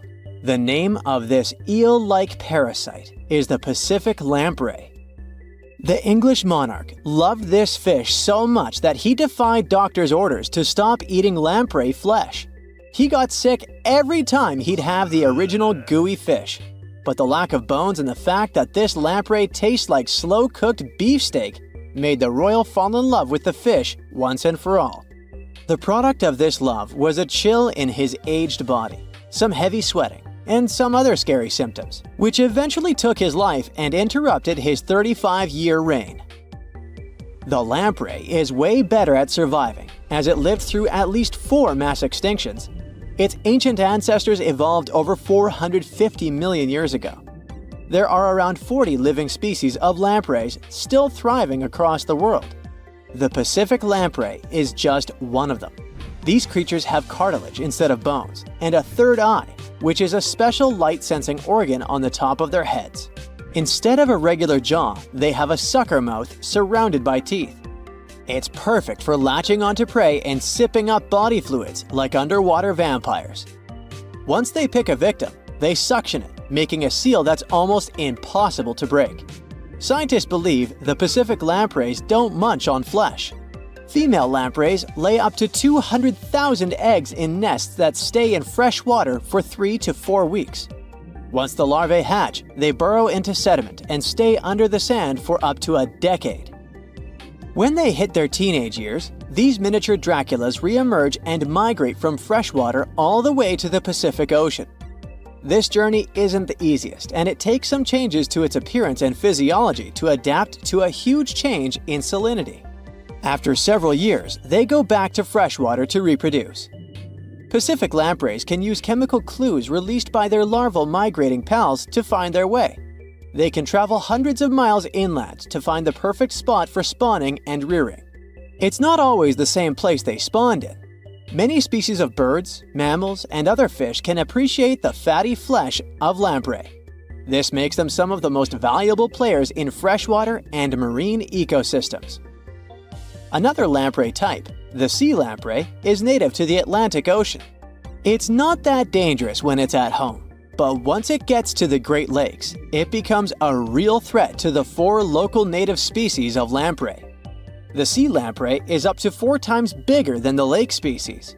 It has unlimited food and spawning grounds, and no natural predators here, so it becomes cocky. It secretes an enzyme that doesn't let the blood clot.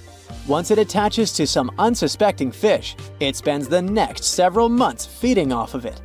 And even if the fish shakes the lamprey off, it doesn't have long to live because the mark the predator leaves behind. Sea lampreys aren't interested in humans, but can accidentally latch onto a swimmer. It won't be fatal, but it's not the most pleasant sensation, and you need to get the spot of the impact disinfected. The Australian box jellyfish looks harmless, but it's considered the most venomous marine animal. Unlike other kinds of jellyfish that float with the current rather than swim, this creature can reach an impressive speed and choose its own direction. It has tentacles covered with tiny darts loaded with poison. People and animals that get unlucky enough to meet with those tentacles face some scary and sometimes even fatal consequences in a matter of minutes. Before you decide to never revisit the ocean, you should know that only a few out of around 50 existing species of box jellyfish have venom that is lethal to humans. There are some not-so-dangerous species living in warm coastal waters worldwide. And the most dangerous ones are in the Indo-Pacific region and northern Australia. A blue-ringed octopus spots a signature psychedelic color and the ability to take away your life. This cute-looking sea monster likes to spend its time in the soft, sandy bottom or shallow tide pools and coral reefs. It normally hides in underwater crevices, among shells or debris. If you disturb it, the octopus will activate its tiny color-changing organs and demonstrate its blue rings as a warning signal. The next step will be releasing a venom 1,000 times more powerful than cyanide. This venom is more toxic than that of land mammals. The octopus normally uses it to hunt crabs, shrimp, and small fish by pecking them with its beak and paralyzing them. There is no known antidote for the venom, so if you ever see this sea creature, the best you can do is to stay away from it. It bites without any pain, so you might notice when it's too late. The good news is that it's not aggressive and won't go after you unless it's cornered. The reef stonefish are masters of disguise in the underwater world that camouflage themselves on rocks, coral reefs, or just blend into the seabed. They thrive throughout tropical marine waters of the Indo-Pacific. Their invisibility superpower makes them especially dangerous to their prospective victims they ambush and swallow whole. If someone happens to disturb them, their 13 defensive dorsal spines stand on end and deliver a powerful venom punch. They say stonefish stings are extra painful and lead to scary consequences within minutes. They're called the most venomous fish in the world.